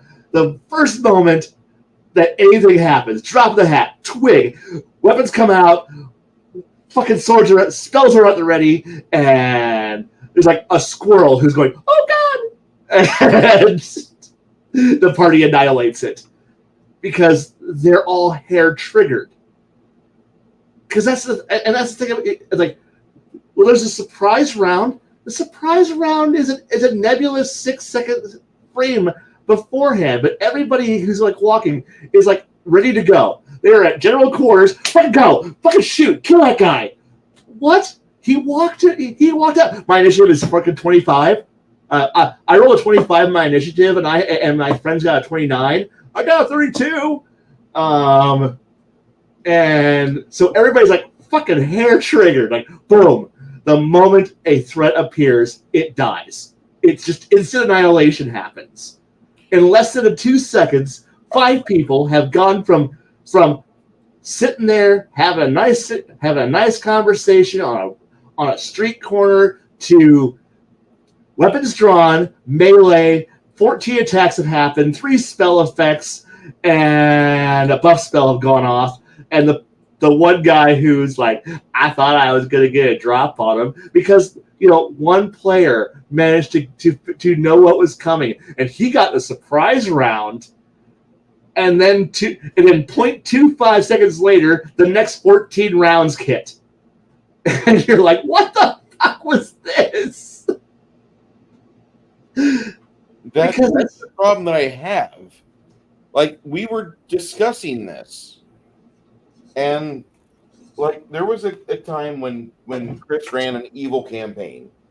And I was playing my Necromancer. That's not the greatest villain TV hero ever. Yes. Yes, him. And instead of me, like, I built a big fire. I got all the firewood I could find. And there's this group of people not far from where we're camped at, kind of like at a rest stop. But they're sitting around drinking beers and they got their bedrolls out. And then as I get the fire created, so like I'm at least going to be comfortable while I do this, I create or I summon undead. Instantly, they go from carousing and happiness and lattes and all that bullshit to like combat ready, and they stomp my ass in the ground. Yep. Like there's not anything. Like one of them hits me with a touch of idiocy spell because she just so happened to have like the fucking range touch wand or rod and turn that spell into a close range spell. And my character gets no save. You're just automatically reduced in wisdom by 6. Well, there goes my fucking spell cat. Fuck! Why the fuck am I even playing your fucking game if, like, you went from, like, everybody just kind of sitting around just bullshitting. They're all in armor still? You didn't tell me they're all in armor. You said they were. Oh yeah. Why the fuck am I playing your game? God damn it! You know, like. Well, don't you realize that everyone is constantly in full kit at all times, ready to go? Yeah, like if I kind of expected my GM to give me that important fucking information. No. Chris hasn't ran a game really since that day either. Because I exploded in fury. I'm like, are you fucking serious? If I would have seen that during the preparation of this fire, I would have just stopped. I'm like, all right, well, they're obviously better outfitted than me. Yep. No. That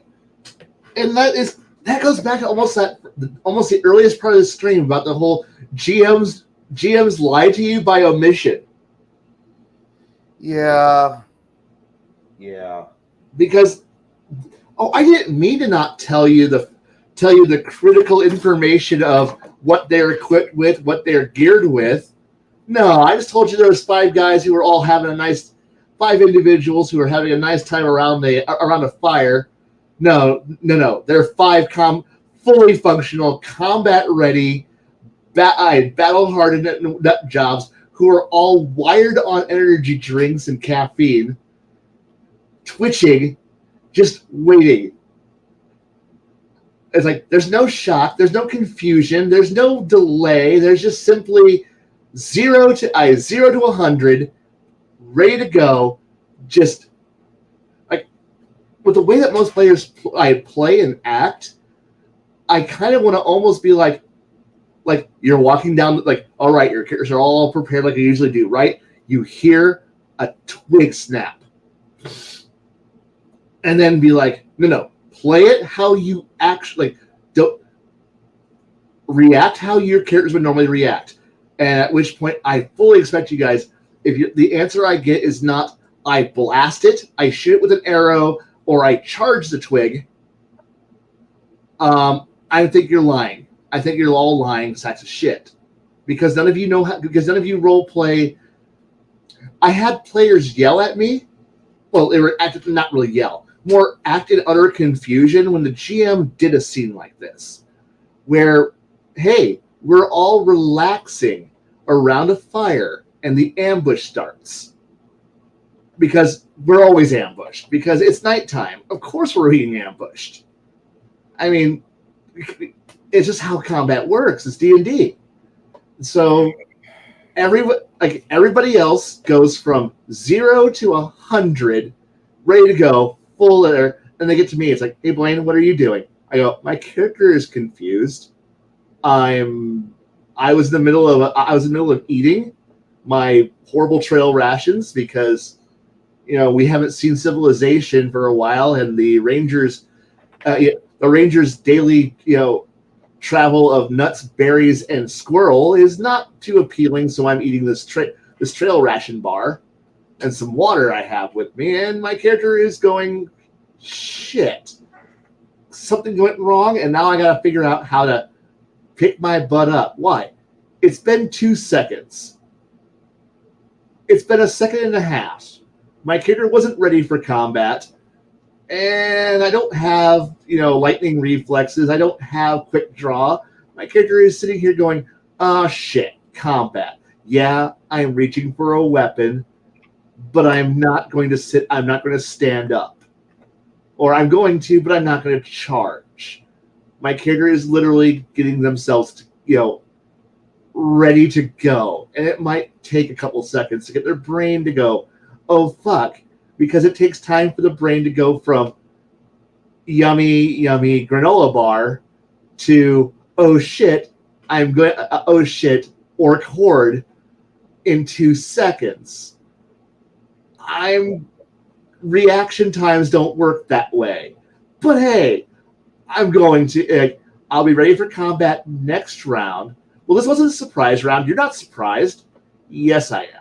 My character is surprised. I'm not flat-footed, but I'm not reacting because my character has to go, God damn it, that was my granola bar. I was in the middle of a poop, I was in the middle of a poop. And now the fight happens. Completely flat-footed. I've got my ass perched about 6 inches away from the fall of my ankles so I can get my squat possible and I can shoot my chocolate drift away from my uniform, away from my armor, away from my leggings, and not splatter my boots. Right. I am flat footed. You said we're relaxing. I haven't told you I'm taking a shit for 2 days. I've had a meal ready. I've had a meal refusing to exit for the past week, Yep. and I just had milk. You I'm say ready to I'm go. relaxing. I'm grabbing a canteen, going to the cow that we are escorting on this trail, squeezing its nipple, and then afterwards downing the warm milk and preparing to enjoy the gurgle in my stomach before I exit about 75 feet off said trail and shit a nasty brown snowdrift for the plants to enjoy over the next rain season. You, however, the asshole you are, think I'm fully ready to go like some overexcited boss that Yep. he says to me, "Hey, Bruce, you ready to wrap it up?" And then 30 seconds later, "Are you ready to go yet?" And I'm still in the middle of doing the paperwork for my final shit, but I haven't hit the final paperwork piece. I'm still seeing brown on the white. So I have to do another wipe and another wipe and another wipe and another wipe and another wipe and Yeah. another wipe. But yet you're wanting me to get into combat right away. I'm wanting to take this shit. And you're over here saying, well, the goblins are coming.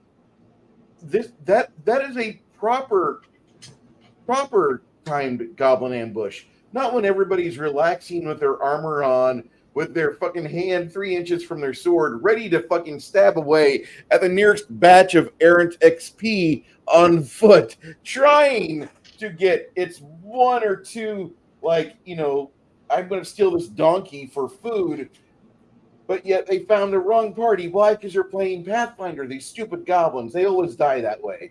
If they would have been playing basic box D&D, where the numbers ensure victory, we would have surely died. But instead, we're playing superhero Pathfinder. You're all relaxing. It's a nice day at the Hall of Justice, and there's some goblins that are doing renovations in the front room, right in front of you. But then they attack, and they die. Because why? Because Superman rolled a natural 10 on initiative, which all 10s are treated as natural 20s. Fuck you. And fuck me in the ass. It's like the problem that I have with Pathfinder. Yeah. This is the curse that we all technically have at this game. Which is why that in the first thing, like if you bump into another character that's not friendly at the outset, there's a die roll, and that's how many seconds it takes for your brain to register, like, what's going on? Is this friend or foe? Do I need to have my ankles off the ground so I'm not flat-footed?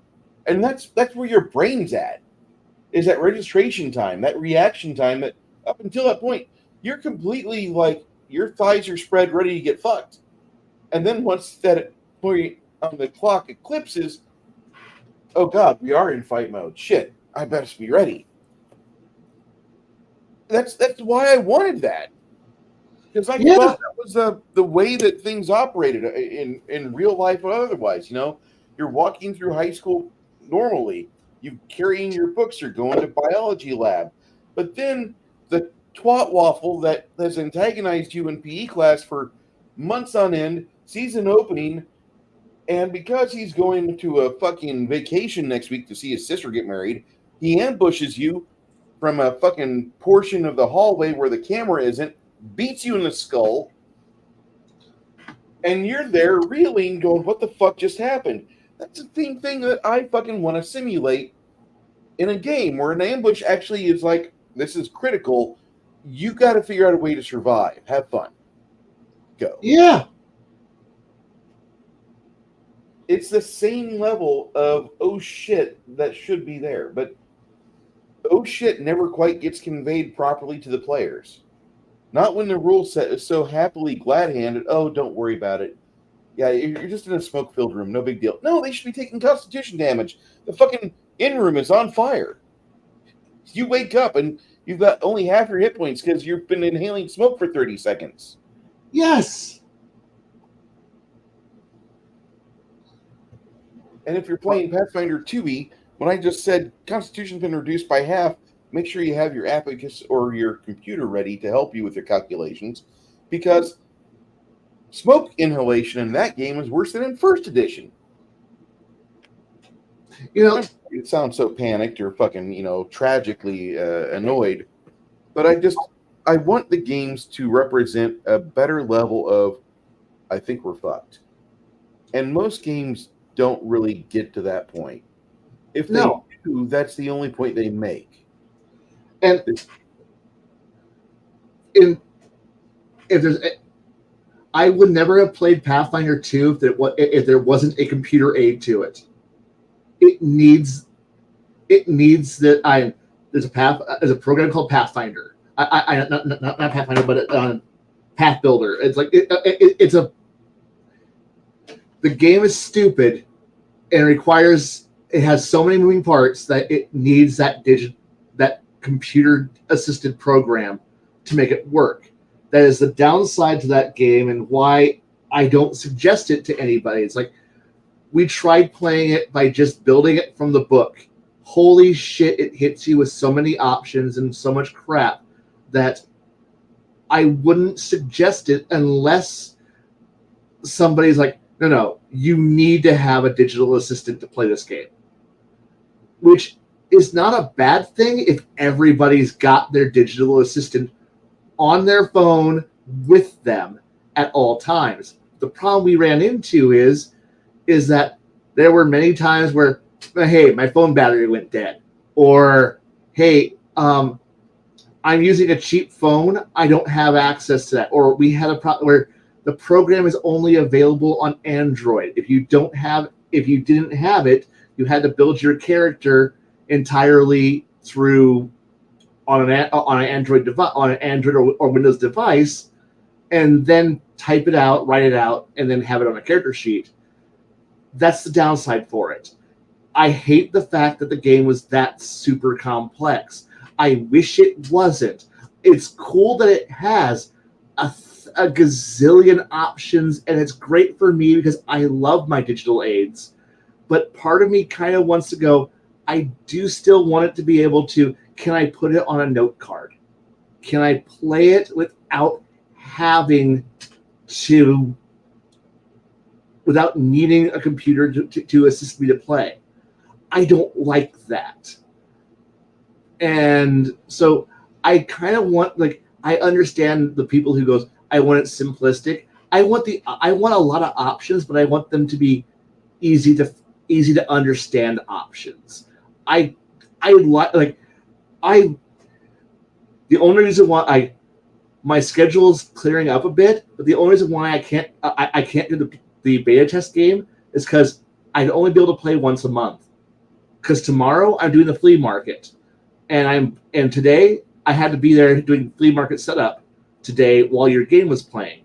So I would only be available for one session a month to play every other session because I work the opposite weekends. So I can't be in the Pathfinder game. I like the game that you're running and you're building. It's got the potential to be an awesome game. I really encourage it. My problem is that I can't play it because life prevents me from doing it. Yeah, that's all.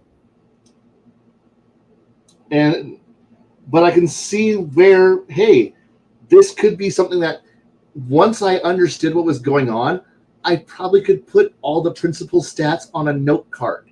All my principal attack ratings, my AC, my DRs, whatever stat lines I have, my principal, defense abilities, I probably could put on a note card, and I'd be okay because ultimately that's what I want. Can I put everything on a note card? I'm not to Jade's level of needing the index card, but I write small. I write clean. The downside of being somebody who did drafting for a long time, my handwriting's fantastic. I can write very small, very precise, very clean, and I can slip it into a note card or onto a small sheet of paper, and I simplify the character sheets down because I don't need to have all the pretty baubles and neat graphics. I'm not somebody. I still do 95% of my character sheets entirely in one of those those college composition notebooks. You know those the 98-cent notebooks you find in every store. Yeah, I still do my character sheets in those because that's just simple. I don't need to have a complex thing, and I want it to be. I don't like. I just want it to be pretty. Oh, that's gonna be a pain to glue. Can't really complain about your methodology about that. Yeah. I need new glasses. I can't see shit. I need bifocals. My eyes are hard to focus. But I think a hard part of all of this really just does come back down to I want players who at this point there's no mechanics that will ever save this, and that is the data links. The data link, everybody instantly knows everything that the rest of the party knows instantly problem. And that will never go away. I hate to say it, that will never go away. No. Because no player ever does the thing of, my action is to raise the alarm. Because talking's a free action. My action is not to turn to the party and cut my hands over my mouth and then raise the alarm to say we're under attack. And that is my only action, is to rouse the party or to direct, to identify the threat. No, it's simply I say, hey, we're under attack or we're about to be attacked, and the rest of the party immediately is at 100%. And it's go time, and they're already moving. Yeah. And like there's I will admit that I've spent time trying to like Weird Wars. The D20 Weird Wars game that was put out is a phenomenal thing because it introduced a class that I thought was brilliant. It was the officer class. Their entire job is to use command voice, and it tells you how far your voice can carry in a fight clearly. And I work in a warehouse. I know how, like, I can get now how far 120 feet is pretty easily now because I measure out shit in those distances now. But I have trouble sending a verbal command, a cue to my coworker who's on the other end of the building. I can see him. He can see me, and we're yelling across the building. There's no other noise in the building except for the fans.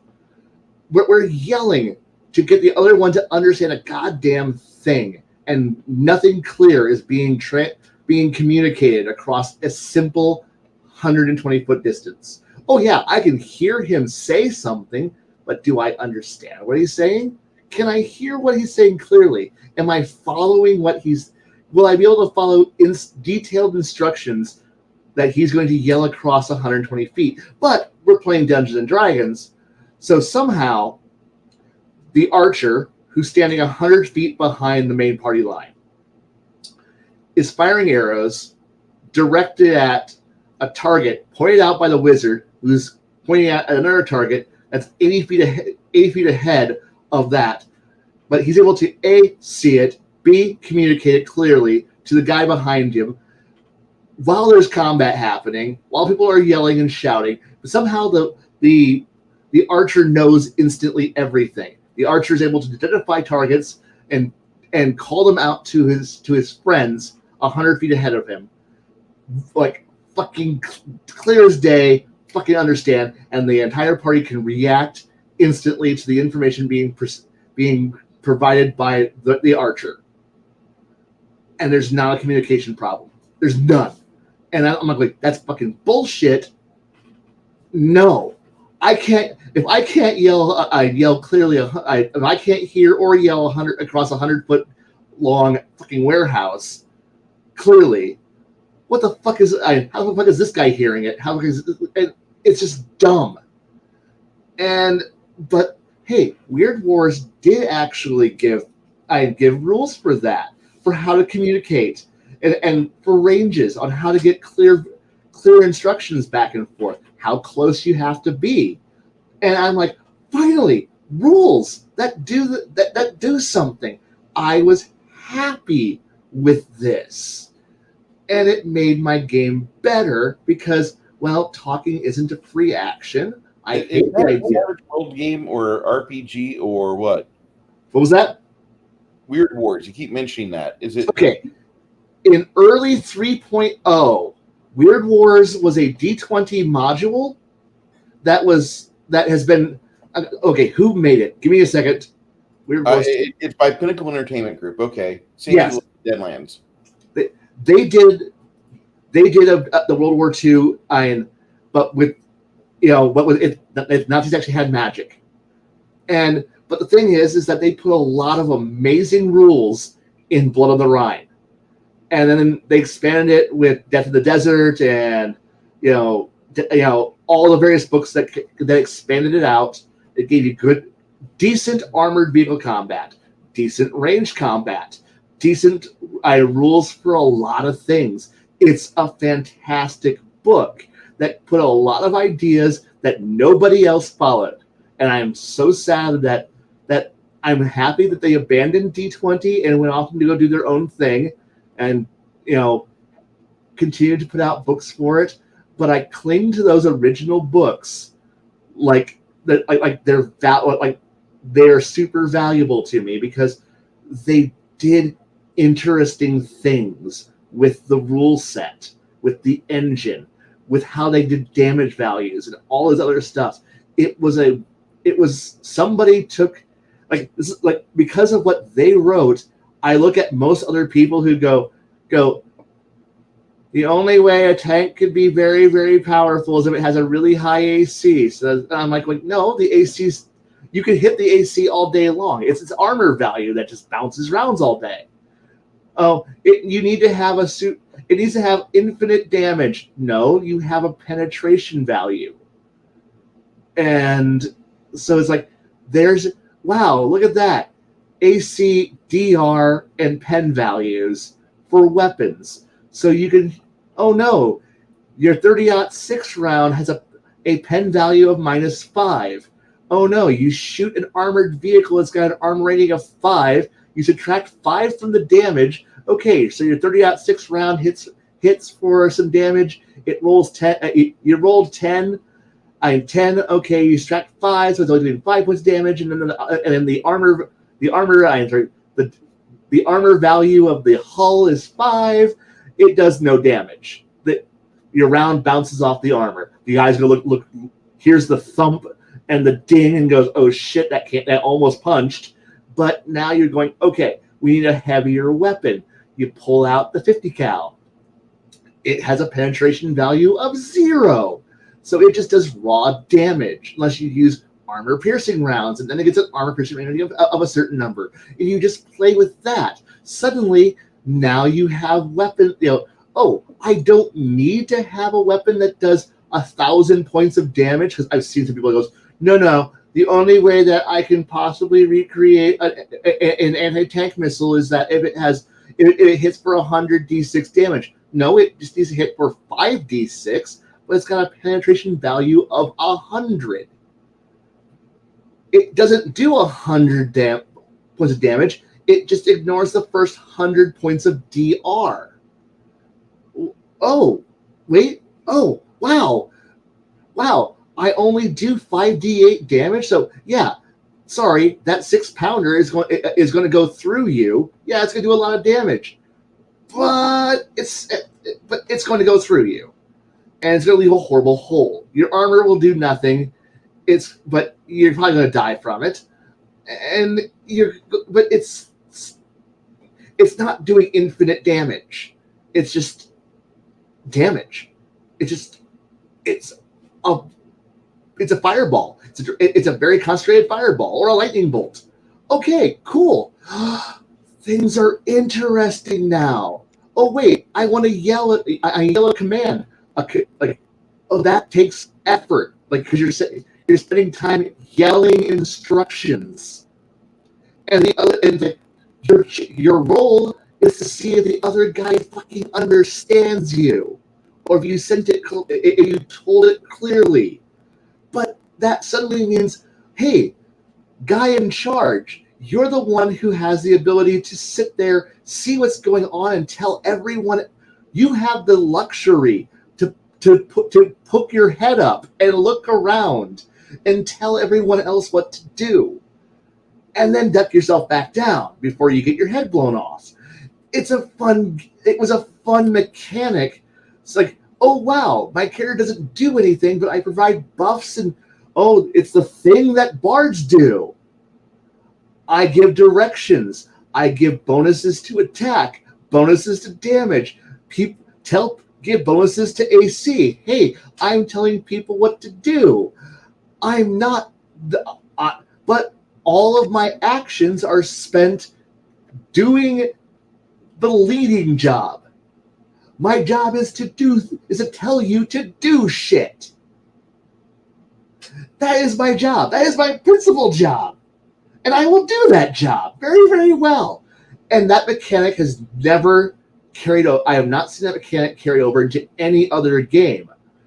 You don't ever see a class whose entire job is to, like, Bard can technically do it, but Bard is dumb. It's like, I want a character whose entire job is to go, my job is to give you, I know it sounds boring. I know it sounds like abjectly terrible, but I like the idea of my job is to perceive threats and give people bonuses. I spend my time analyzing, and informing people on how to do their job better. This can be represented by a +2 AC, a +2 saving throws, or a +2 attack. Hold on, Kai, hold on. Yeah? Why can't the Bard inspire competence and do that? Why do I have to say my Bard is now inspiring competence?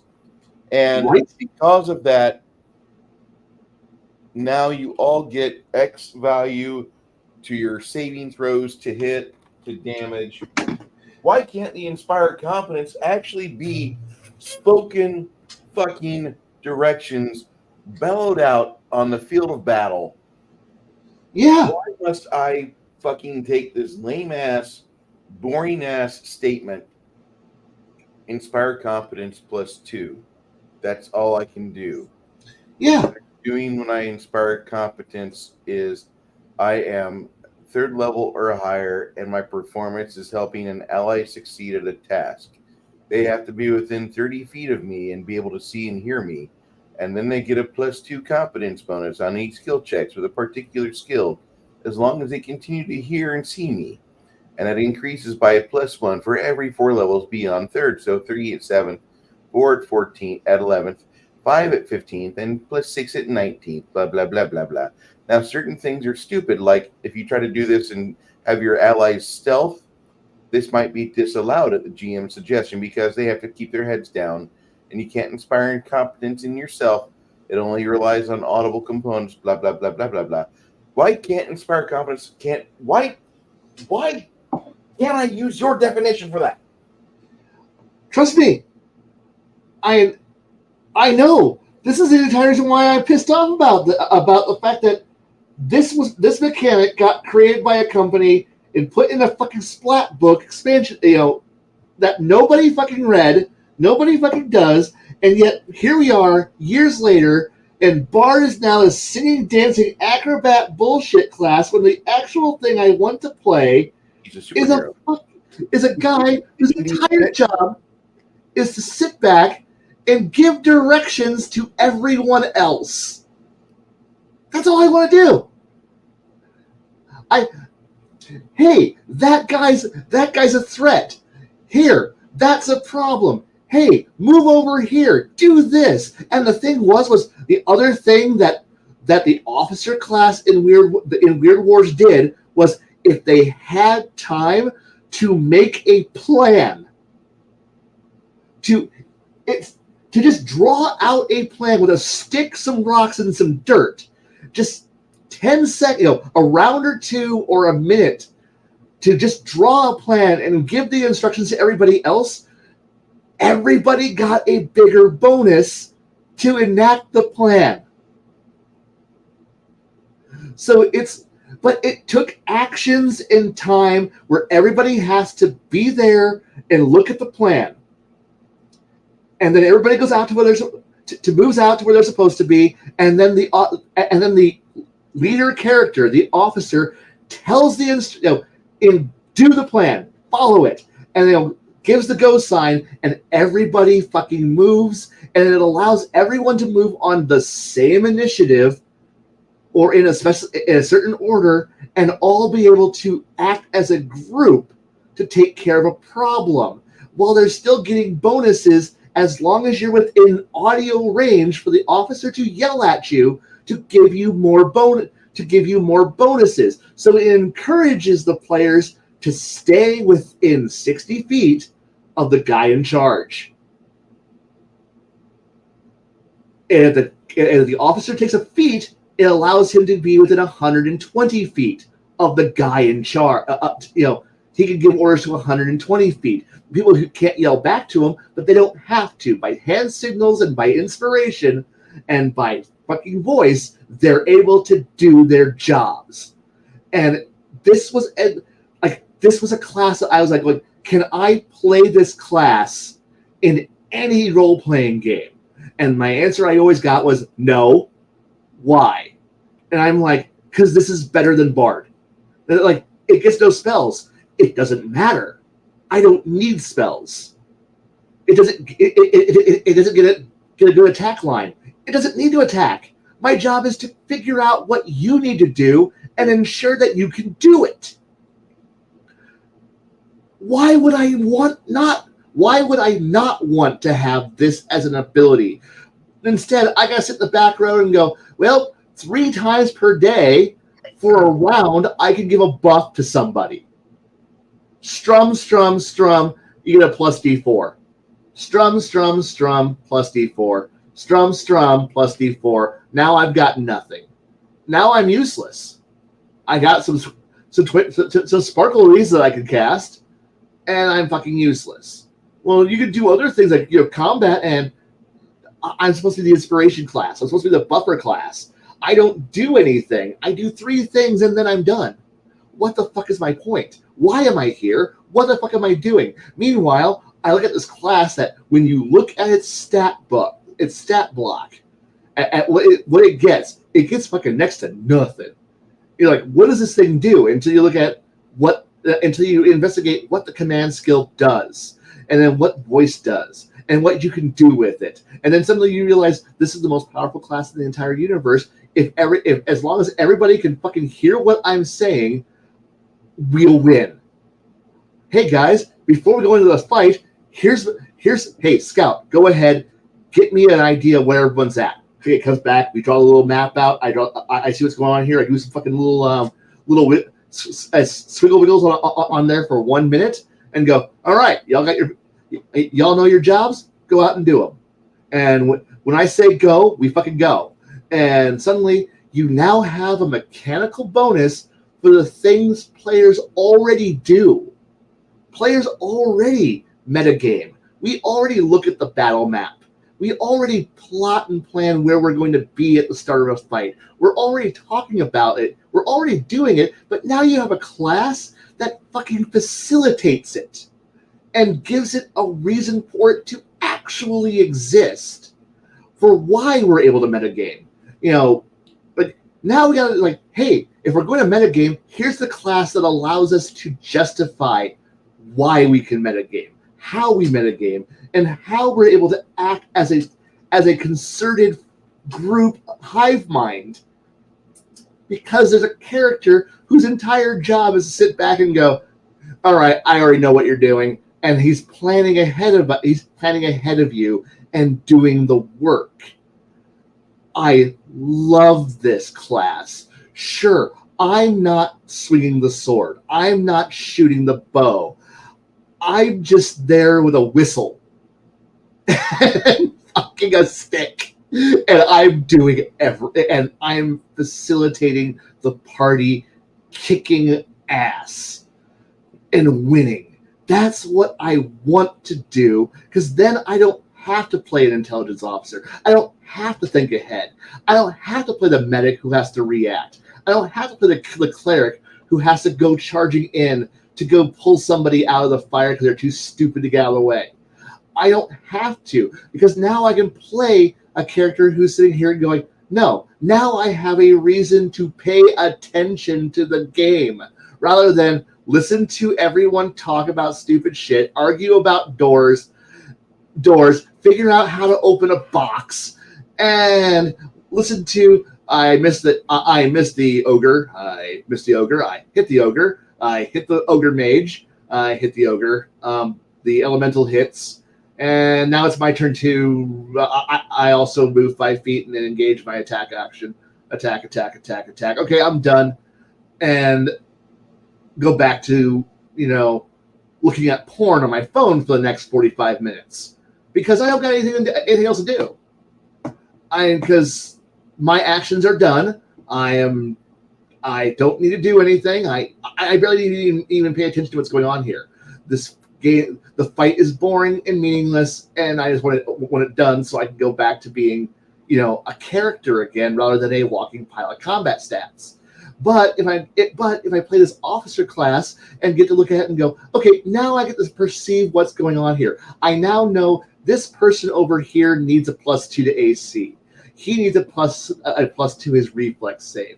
This character over here who needs the buff the most, and are they in range? No, yes, cool, done. I get to actually pay attention. I get to actually think about what's going on here rather than who's at the lowest HP, who's unconscious. Okay, I go over there. I cast my heal spell. I cast my spell. I'm done. All right. Catch y'all later. I'm out. You gonna do anything? I don't need it. I don't need to. I already rolled my bluff to feint them. I didn't succeed. I rolled a D4 damage. I stabbed him for a D4 +2 damage. It's nothing bad. I mean, it's not great. Okay. Oh, hey, look, I bluffed them. They're flat-footed. Okay. That I just subtracted 84 hit points of damage from them. You need anything else? No. You also need four poison saves now. Okay. Yeah. You're inconvenienced. I know. But I'm also a rogue, so I have nothing to really worry about. So I'll just wait for you to ask me the question of, what's your AC? Not high enough. What do you mean not high enough? I hit the fighter, and this was designed to hit him, and you hit me, so my AC is not high enough, and I'm going to die. I take all my hit points. Cool. I'm out. See ya. You gonna hang around? No. I'm good. I'm unconscious. I mean, this is how combat really just degenerates down into, and why I don't find it entertaining. It doesn't matter what damage amounts we're rolling around. If the entirety of what you do comes down to roll to attack, and you get to do nothing to defend yourself besides, well, did the GM give you good enough armor to be able to survive the fight? No? Okay. You're dead. I mean, yay. Yeah. I'm enthusiastic.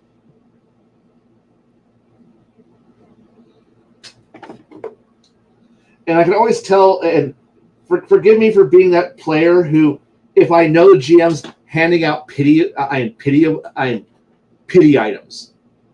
It's like, here, I know that I've been screwing you for the last 3 fucking months, but here you go, Blaine. Here's a pity item, make you feel good about the fact that I've been fucking you.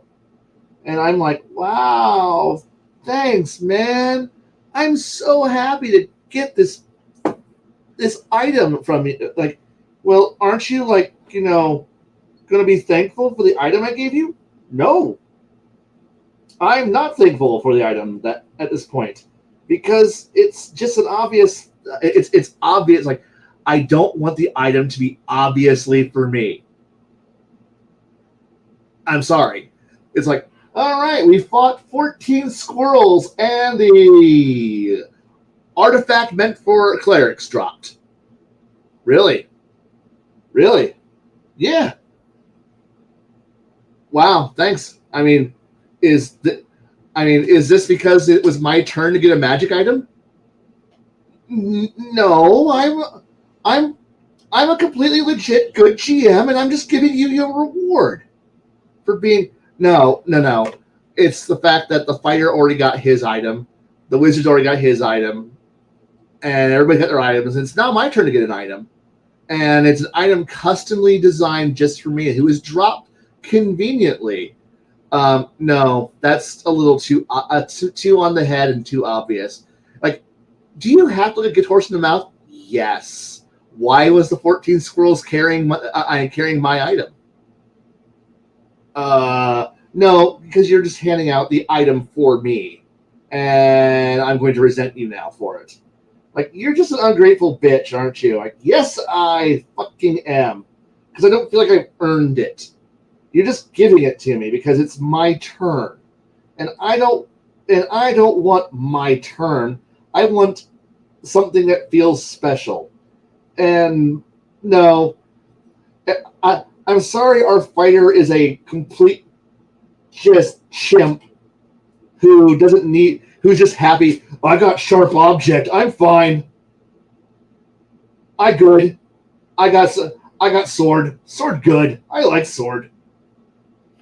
And he's happy because I got good armor and good shield. I'm happy. I got sword, shield, and armor because you need to deck him out because he needs to be able to actually be, useful. So he's got, and then it's like, and now I shall grant the one ring of armor, like the bracers of armor, and a ring of protection. And we all go, look, we all know exactly who this is going to and why. No, anybody could wear that ring. No, we all know it's going to the mage because he can't wear armor and he needs armor. Why? Because, well, last fight you realized that his AC of 12 wasn't going to keep him alive in this wonderful world where everyone's. So hey, in the last fight, what AC did you have? Does a 42 hit you?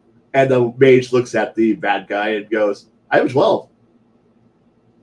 Wait, what? You have a 12? Well, shouldn't you have higher? No, I don't have higher. In fact, I don't have any. My AC, in fact, sucks horribly. And they're like, well, like you ambushed me. I didn't have 12 seconds to cast shield, then armor on myself. So my AC did not go up to 20. 20, by the way. Yeah, you hear that? 20. And you hit on a 42? Well, I need to be able to hit the fighter who's got an AC of 36. And, well, that's okay. Perhaps I need to buff you up. Well, wow, thanks. I guess it's my turn to have something nice. Thank you. You're an ungrateful bitch. Yes, I am. Fuck you. No, I'm not ungrateful. I am ungrateful. Because it's obvious that, because I don't know. I just don't like it when it's obvious that it's just the GM realizing, oh, fuckity fuck, the fighter's AC of 30 is way out, and meanwhile, me and the druid player and the rogue are all looking at each other going, the rogue is going, I can at least try to keep up, and I can have my Dexy skills, and I have other things to get me kind of close to being able to not auto die from the first hit. And meanwhile, the druid and my wizard look at each other and go, Like, you can wear armor, and the druid goes, I'm not bothering. Why? I'm going to put on some leather. My AC's too higher than you, man. Oh, shit. Are we both that low? Yeah. If I buff up, I'm like 22 maybe. And he's like, and the wizard, shit, man. We both fucking, man, we pray the GM rolls a 1. Why? Because then we don't die. So we have a 1 in 20. We have a 1 in 20 chance of not dying in combat. Mm-hmm. Man. So yeah, we're just gonna go into combat wearing our underwear. Why? Because it's effectively what we're wearing, and the mage is going, oh shit, yeah. Sorry, and the rogue, oh shit, yeah, underwear party. Takes off his own clothes too because his dex is too high to wear clothes anyway. He's like, well, now that we're all bit naked, and the GM is like, come on, guys, could you take this seriously? No, I refuse to take this seriously. None, 0, zilch. There's only 2 ACs. The fighters and none, because you're gonna hit us. Why bother? Why try? Well, in case I throw a horde of little minions at you, and the little minions don't have a good attack value, and you might have a chance then. Oh, good. So you want to drag combat down to the point where it takes an hour to get through one round of combat because you want to run the 400 squirrels who are going to attack us while Godzilla Squirrel King fights the fighter. Yeah. Okay. How about this? How about we all just sit in the back and do absolutely nothing and let the fighter do it, and let the fighter fight? What? Why? Because it's obvious that all we're here to do is to throw AoE to kill the. So let me just hey GM, let me slow down the combat here. So my wizard character's only job is to throw fireballs to kill the squirrel horde with my AoE spells, so that I don't get mobbed and I am mobbed and gang raped by little furry creatures, while the cleric stands 5 feet behind and behind the fighter and just puts his hand on the fighter all day and goes heal, heal, heal, heal, AoE, heal, heal, heal, because that's all he can do. And the rogue goes, my job is to wait until engagement, then backstab? Yep. Awesome.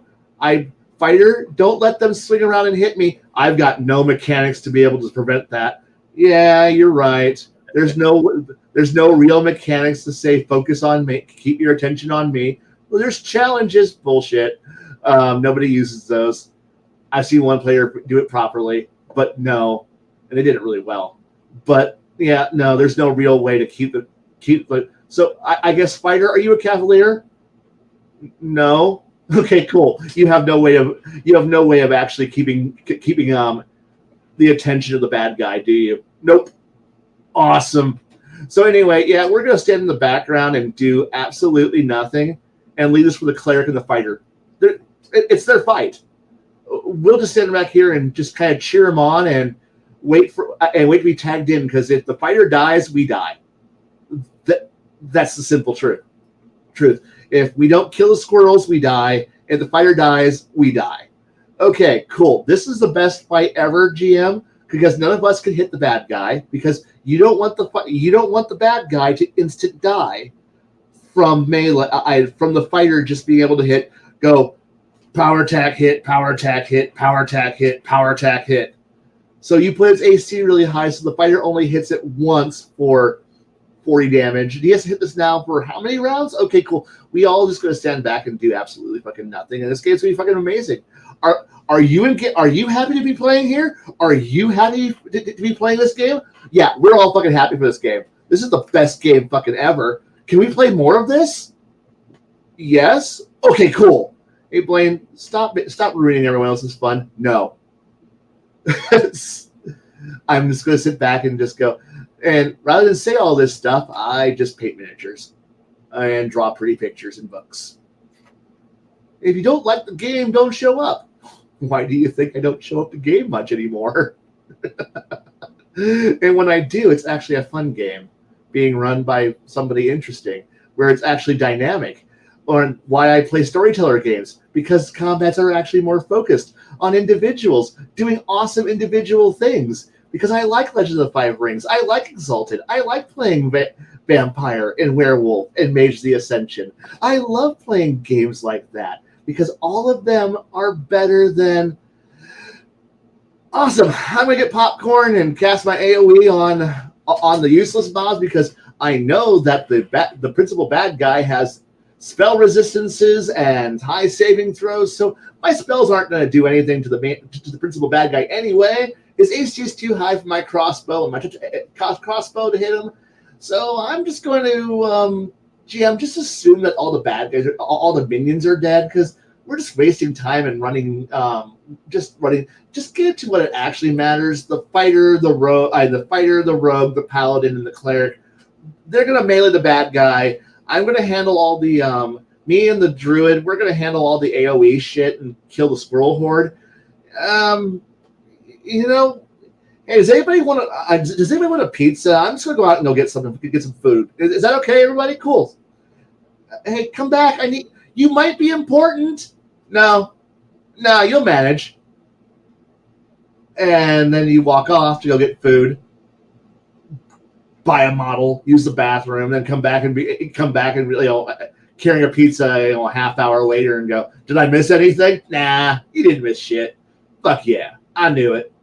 And this is every game fucking ever. And this is every Dungeons and Dragons game ever. It's always pure threat and a bunch of fucking scum. And you know that it's a scum fight. It's a throwaway scum fight when you arrive to the fight and there's nobody important there. You encountered four. Okay, guys, it's a brand new day. We're all tanked up, ready to go, ready to fucking fight. Yep. All right, first fight of the day. Crack your knuckles. Look out into the distance, and you see 5 bandits. All right, guys. The day's begun. Clock in. Why? Remember, this is a throwaway disposable fight. We are supposed to consume resources before the real thing again. Remember, this is only phase 1. Nobody use anything that's important. No dailies, no once per day use of spells. Kill them all with your basic attacks. No spell use. Why? Because this is only the first of 5. All right. We fight the bandits. All right. We move 5 feet. Next wave of bandits. All right. These bandits have got some archery things. Okay, someone's taking damage. Patch up. First aid. Patch up. Band-aids. All right. And GM, come on, guys. Use some spells. Use some abilities. I'm trying to burn off your stuff. The smart players, no. We know your game. You're just wasting time. Just bring out the important encounter. Okay, look, we're all going to mark off 20 hit points off our totals, and now can you just roll out the bad guy now? You just take all the fun out of it. Roll the bad guy out. Come on. We don't got all fucking day.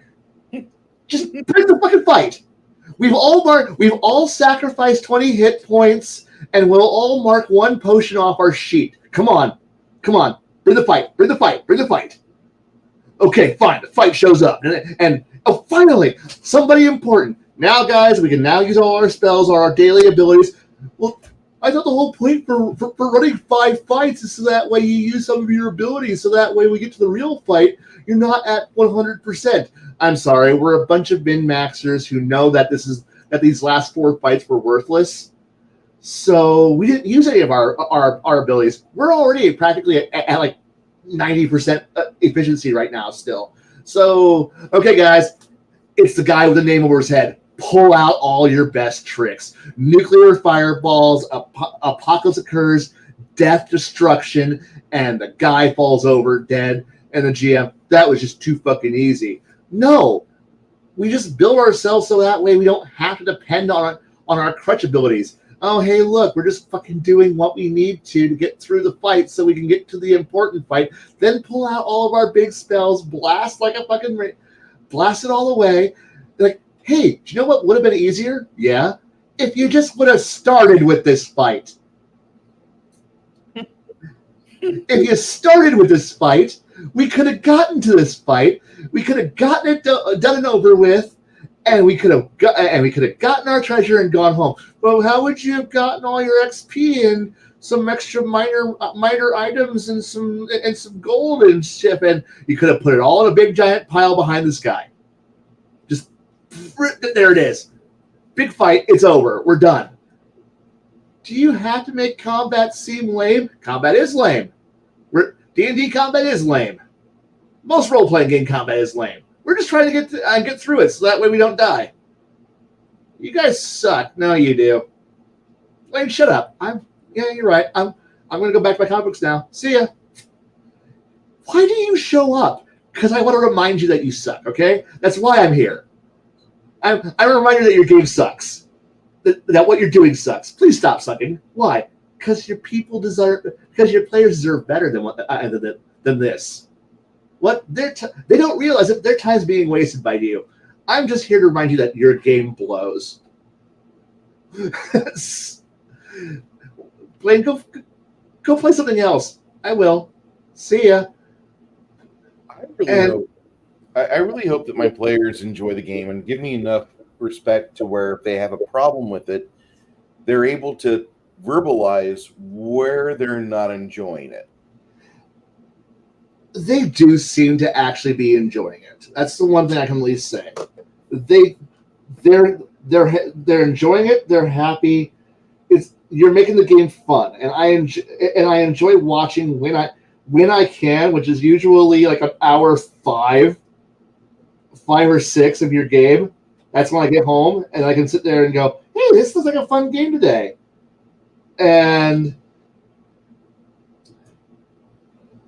I don't see a lot of what I would call wasted time encounters. But That's right. Just remember that I'm also a very picky, asshole-ish player. I am a problem player. I am a player that is a bad guy. I am not here. I know I'm not the player that most GMs want. Or because I bring up stupid shit like this. I don't do well doing same old. I want something different. I want something interesting. I want to do a different way of doing it. I want to go out and have. I don't even care if it's that different. I'm not super smart. I'm not the world's greatest. But I'm also just kind of a picky person where I don't want to do the most brainless action either. I want to fail. I mean, yes, I want to. I think that's what it comes down to. I want to fail, but the problem here is that we never have a fail state in any game that isn't, especially in a D&D game, that isn't automatically death. And players have has annoying death or dishonor bullshit to them, where it's like, no, it's fight to the death, always fight to the death, and then you're sitting here going, why? Why are we fighting to the death? No, we can't run away. No run. Have to. It's like we just gotta do this. It's just fight to the death, always, and we have it's depressing, and I kind of want to like. Do we have any other fail state? None. Okay, then we have to try hard. We have to try very hard. We have to murder everything. We have to be efficient murderers. There's no getting by. There's no oh fuck moments. There's just simply charge, and that's it. It's like I don't want to play. Like I can play that but I don't want to play that. Okay, he's using the Force Sword. I was going to give him a chain sword, but hey, I dropped that one. Oops. That sounds fun. I mean, and I guess it's because I've been the GM for so long.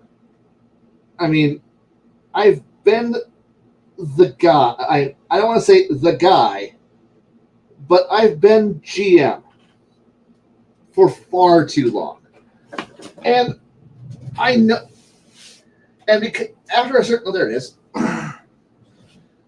After a certain point, I don't want to, like, I know the encounters I do and design to try to make encounters interesting.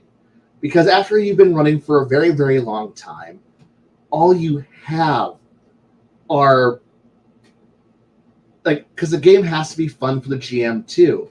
Well, the GM has to be interesting. I'm fun, cool, interesting. The encounters have to be memorable. The problem here is that I, as the GM, I don't want to run 5 bullshit fights before I get to a good fight. I can, I will, I'll throw disposable troops in the way, but it's how it's done. But when it's obvious, when the fights are obviously disposable, when the rewards are obviously tailored, there's no fun in that. How players can actually predict what their character is going to do for the next 30 levels is because of the fact that the game is predictable.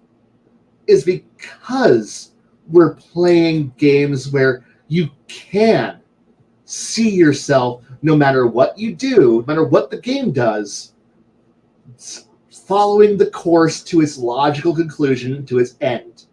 You're going to be a fighter the whole time. And unless the GM does something so radical, you're going to hold that course. If you're a cleric of clericness, if you're goody gumdrops, the cleric, you're never going to stop being goody gumdrops. That's your character. Your identity is goody gumdrops, the cleric. You're always going to be Wall of Metal Man. You're always going to be Spell Slinger and Tree Hugger who turns into a furry. You're always going to be that. Nothing's going to change that unless, you have a Paladin Fall button, which, oh no, you're a dick of a GM who hits the Paladin Fall button a lot. And goes, I want my Paladin to fall, because that's the only plot device you've got. And but GMs are scared to go, hey, you found a really cool item. Do you want to change course because of that item? Well, yeah, actually. And suddenly, it's like I had a character. He was a great paladin, great fucking paladin, fucking amazing at it. He was, but I dropped an item. It wasn't tailored to anybody, but it was a really cool set of items that he wanted to use. But he realized to use that, he needed some feats and some skills that he didn't have otherwise. So he changed course. He took a different class that gave him more skill points, that gave him a feat that allowed him to take the gear that he now could use. And now his course of, because he wanted to maintain the gear. And now he was a paladin, but now he's something different. I had another character who he was a great barbarian, but then he had an enlightening moment and took cleric. He was a terrible cleric. His wisdom score was shit. He had no charisma, but he went, this is my new course in life, and he changed. I've had characters who their idea of what they played changed because of the story, because of what they did, not because suddenly they realize, oh shoot, we're fighting a new enemy that my 30 levels of planning no longer matches. But I didn't just hit. I hit them with it, and then they realized, okay, this is our new possible threat, and they changed the threat axis to go, this is my new direction I'm going. I'm going after this now. This is my new foe.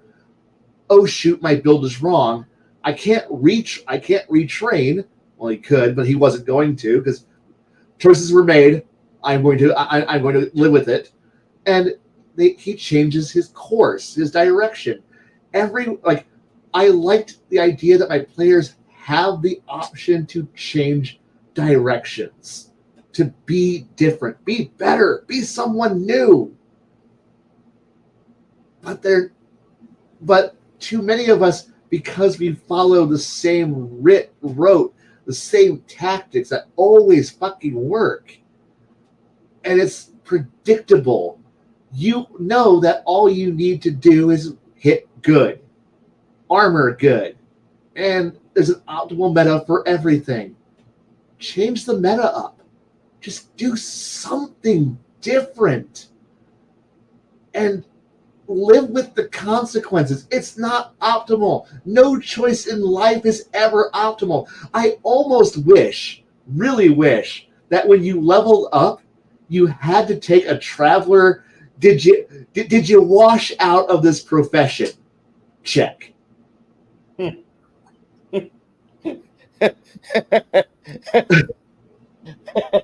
I'm sorry. I'm just thinking of like all the other shit that I got for my campaign and rule set that I'm fucking with so far that I don't want. No. That would be fucking cruel. It's bad enough because like guys like the party that we have, those that started off with it at first, they did a good thing, and they got into their journeyman class second level character. So they were basically a first level putz, and then they became cool before they got second level, and so like they're going into fifth level character as a fourth level something or other. Whereas my buddy Nerdy Ogre, God bless him, thank you for joining us. We needed another person that was good with a martial. Thank you. But he started later. So he was 3 levels into being a martial, and he's like, I want to be a barbarian. So I made him a 3-level martial, first level barbarian. He's a little behind the curve in quote unquote power, but this is not. I've never intended this game to be fair. I've intended this game to be fun, which it's going to be a little different for some people to understand that. But he's from Palladium, so he should understand. Like, there's never a balanced party. No. And he doesn't know D20 that well. He's new to it. This is his first foray that he's informed me of. Because he likes Palladium. He likes Palladium Fantasy. He likes Rifts. So I gave him the information today. Here's your barbarian rage powers. Go check this out. And you can have up to 5 skill ranks. Here's your skill list. Have fun. Yeah. And you get 7 skill ranks to distribute. You can have a maximum of 5 on any one skill. You need questions, call me, whatever. Get in touch with me. We'll get this figured out. And I want you to enjoy yourself. That's my sincere desire, is for him to be able to get down, sit in the game, face forward, and be able to like just have fun. And I'm not even worried about how well he does with the rule set, because the rule set I can interpret it, but it's his character getting into the gameplay that I want, and I feel like probably today I narrated too much. I didn't let the players do their thing as much as I wanted them to. Because as a DM, I was really tired of fucking with this dwarven city. And I don't know if you've ever been at that point before with a campaign where like the players have been in the same spot for over 8 sessions. And you're like, we need to evolve the campaign a little bit. We need to go and move on. But they've been doing all this stuff and doing all these discoveries, and this campaign, or this city was founded by Satanists, Well, fuck. They would come back and talk to people, and finally, after so much time, they've talked to the right people, and so they start doing their own research and realize, like, oh shit, if those people get to where they're supposed to go according to according to Sean, they're going to get killed because he's setting an ambush for him. He's got 3 devils in that area. That's an old site dedicated to the Dark Lord. So they go and they rescue him.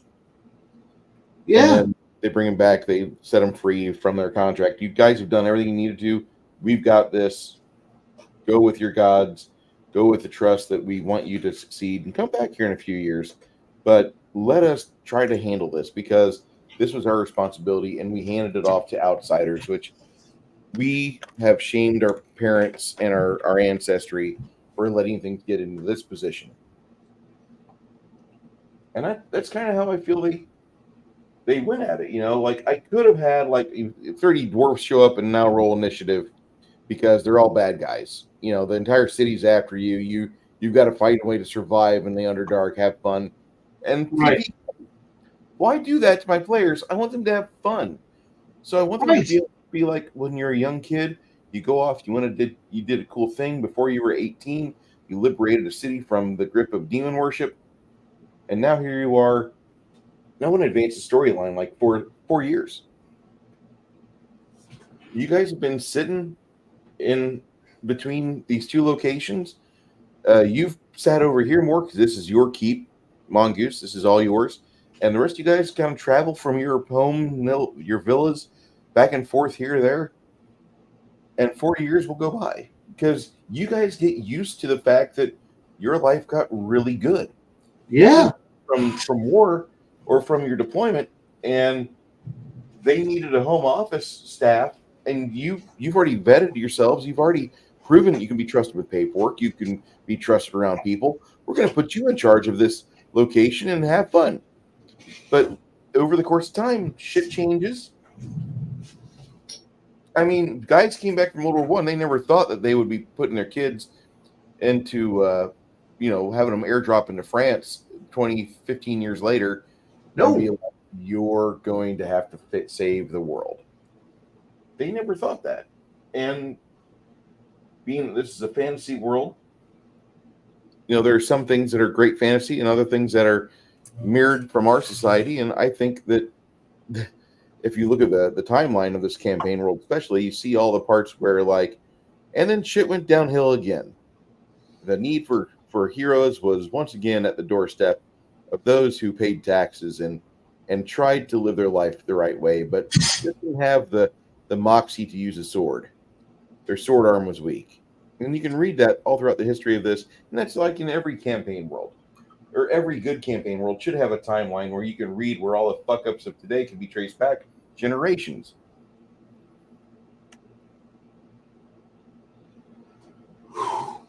Yes. I still understand that. Because in kind of good news, I might actually be getting a new gaming group, and it's be great. What? I know, because it might be entirely populated by adults.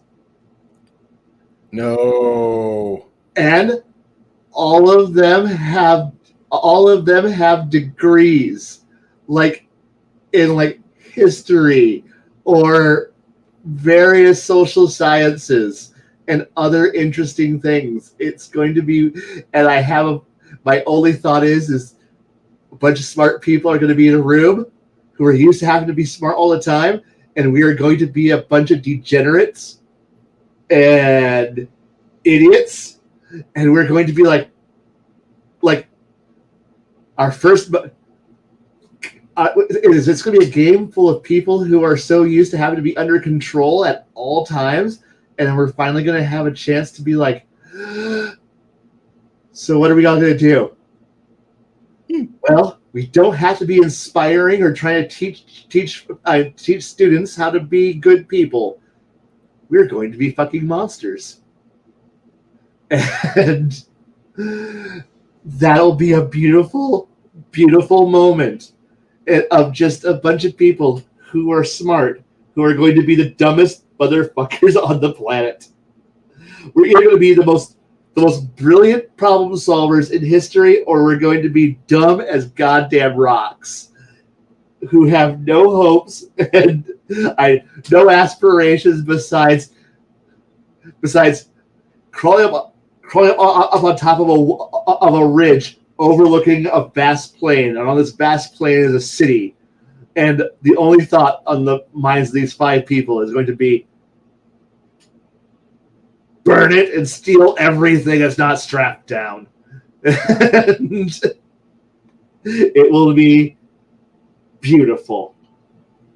That's the only thought I can think of is it's going to be the most beautiful, worst moment in history, and I'm going to love it. But that's still in the air. That's a hypothetical. We probably might not. That probably might not happen because, God damn it, schedules are inhuman. But who knows? We don't. I don't. Because that's in the future. But the sheer fact that the possibility exists is the most beautiful moment I can possibly come up with. And I love it. Oh, but it's also past 1 o'clock, and I got a flea market in the morning. It is past that time. I just wanted to share something with you because some of my players are seeing this. And earlier I was having a fucking panic attack because I was looking for my information for the years and months. We don't have the years on here, but this goes into the months of the campaign world we're in. I And love that. This is fucking great. Heymund, Humidos, Mithrund, Blotmund, Winterfield, Yule, and then the days of the week. They have all 7 days. Solsdag, Arsdag, Dijinzag, Moosdag. And I love that. Then they have the 6 fucking style calendars that you find, and you'll find the Iral cycle, which is started like 6,500 years ago from the elves. The Zayn calendar, the founding city of Zahain, which is the Zayn hegemony. For those that want to play Oriental Adventures, you can do that in this campaign world. They do have an entire land where that is completely possible, and it's not completely separated from the rest of the world like current Oriental Adventures in Greyhawk or Forgotten Realms. It's just a dangerous trek across a landmass that you probably haven't settled yet. Good luck. Imperial Record is the official calendar of the world. Everybody understands Imperial Record. Then the Caliphates and Worshippers of Ma'Barik use the Blessed Ear. Be wise. The Hoon Chronicles is the founding of the Hoon Nation. They're the raiders. They're the assholes of the world. And I love it when they are just when they write a book and like here's the various people of the world, and then they get to like the Hoons, and the Hoons are like they're the Hoon Imperium, the homeland desert of and the desert of Oreb, and they talk about the place in eastern Libnus and how these people have sieged fucking everything they saw. Nice. I love that. They've tried and failed so many times, but you got to give them credit for their tenacity. And then they have the Kemet Reckoning, which is like the Eastern Egypt style release from Kemet from Hyperborean hegemony, and the Kemets and the traders in the Sea of Baal. They that's these fuckers. And I love this campaign world. This is a very well detailed campaign world. This is the Frog God Games world, and they do such a nice job of detailing this, but they leave it available for you as a GM to fill in the spots between the events that have happened. So if you want to play in a game that's expansive, but yet you can carve your own table out of it and you can do your own thing, this is perfect. And it really is. They do a good job. Even when you boot up the map, they show you all the official adventures through the course of time, where you can buy them and how you can make it all yours. But you can turn that off in the maps. That's so And nice. turn on supplements so you can get the little articles that are lovingly written by these guys.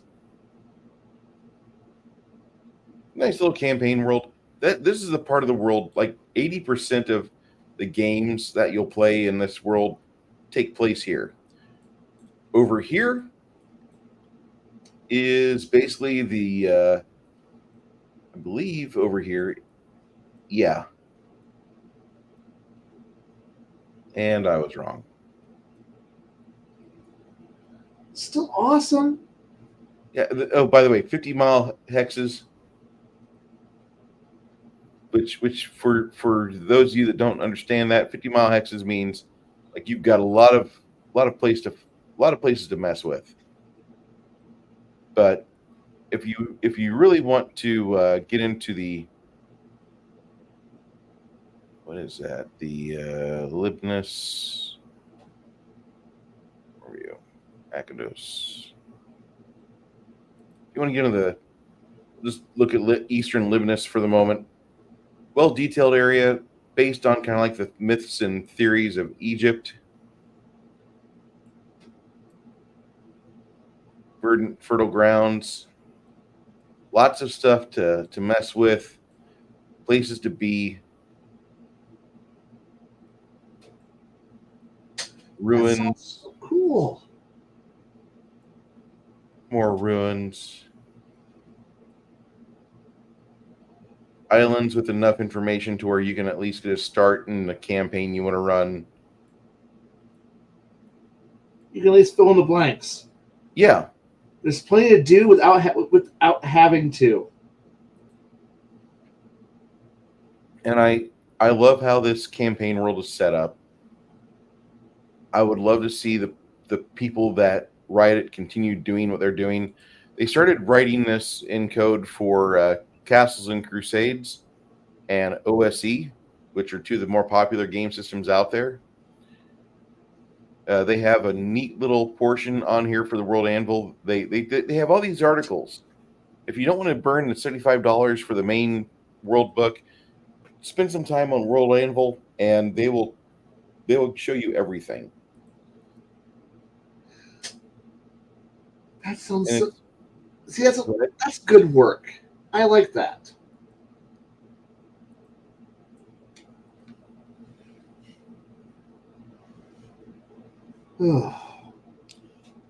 Kai, thank you for being here with me tonight while I waited for miniatures to dry and paint to fail me. Hey, here is the. I had time to assemble 2 piles of shame. I had 2 more for my pile of shame today. So I'm getting nice. the goblins done eventually. I assembled two commissars for a 40K game. Nice. Yeah. Pretty needs commissars. They've been sitting there gathering dust for about a year and a half, and then I realized I need to actually paint these eventually, because they were like con exclusives from a Adepticon, and they've been sitting on my desk, and I should, now that I'm going back to the new school, I should actually finish painting the Inquisitor. I should actually assemble them at least, so I can put them with the rest of the army. That'd be nice.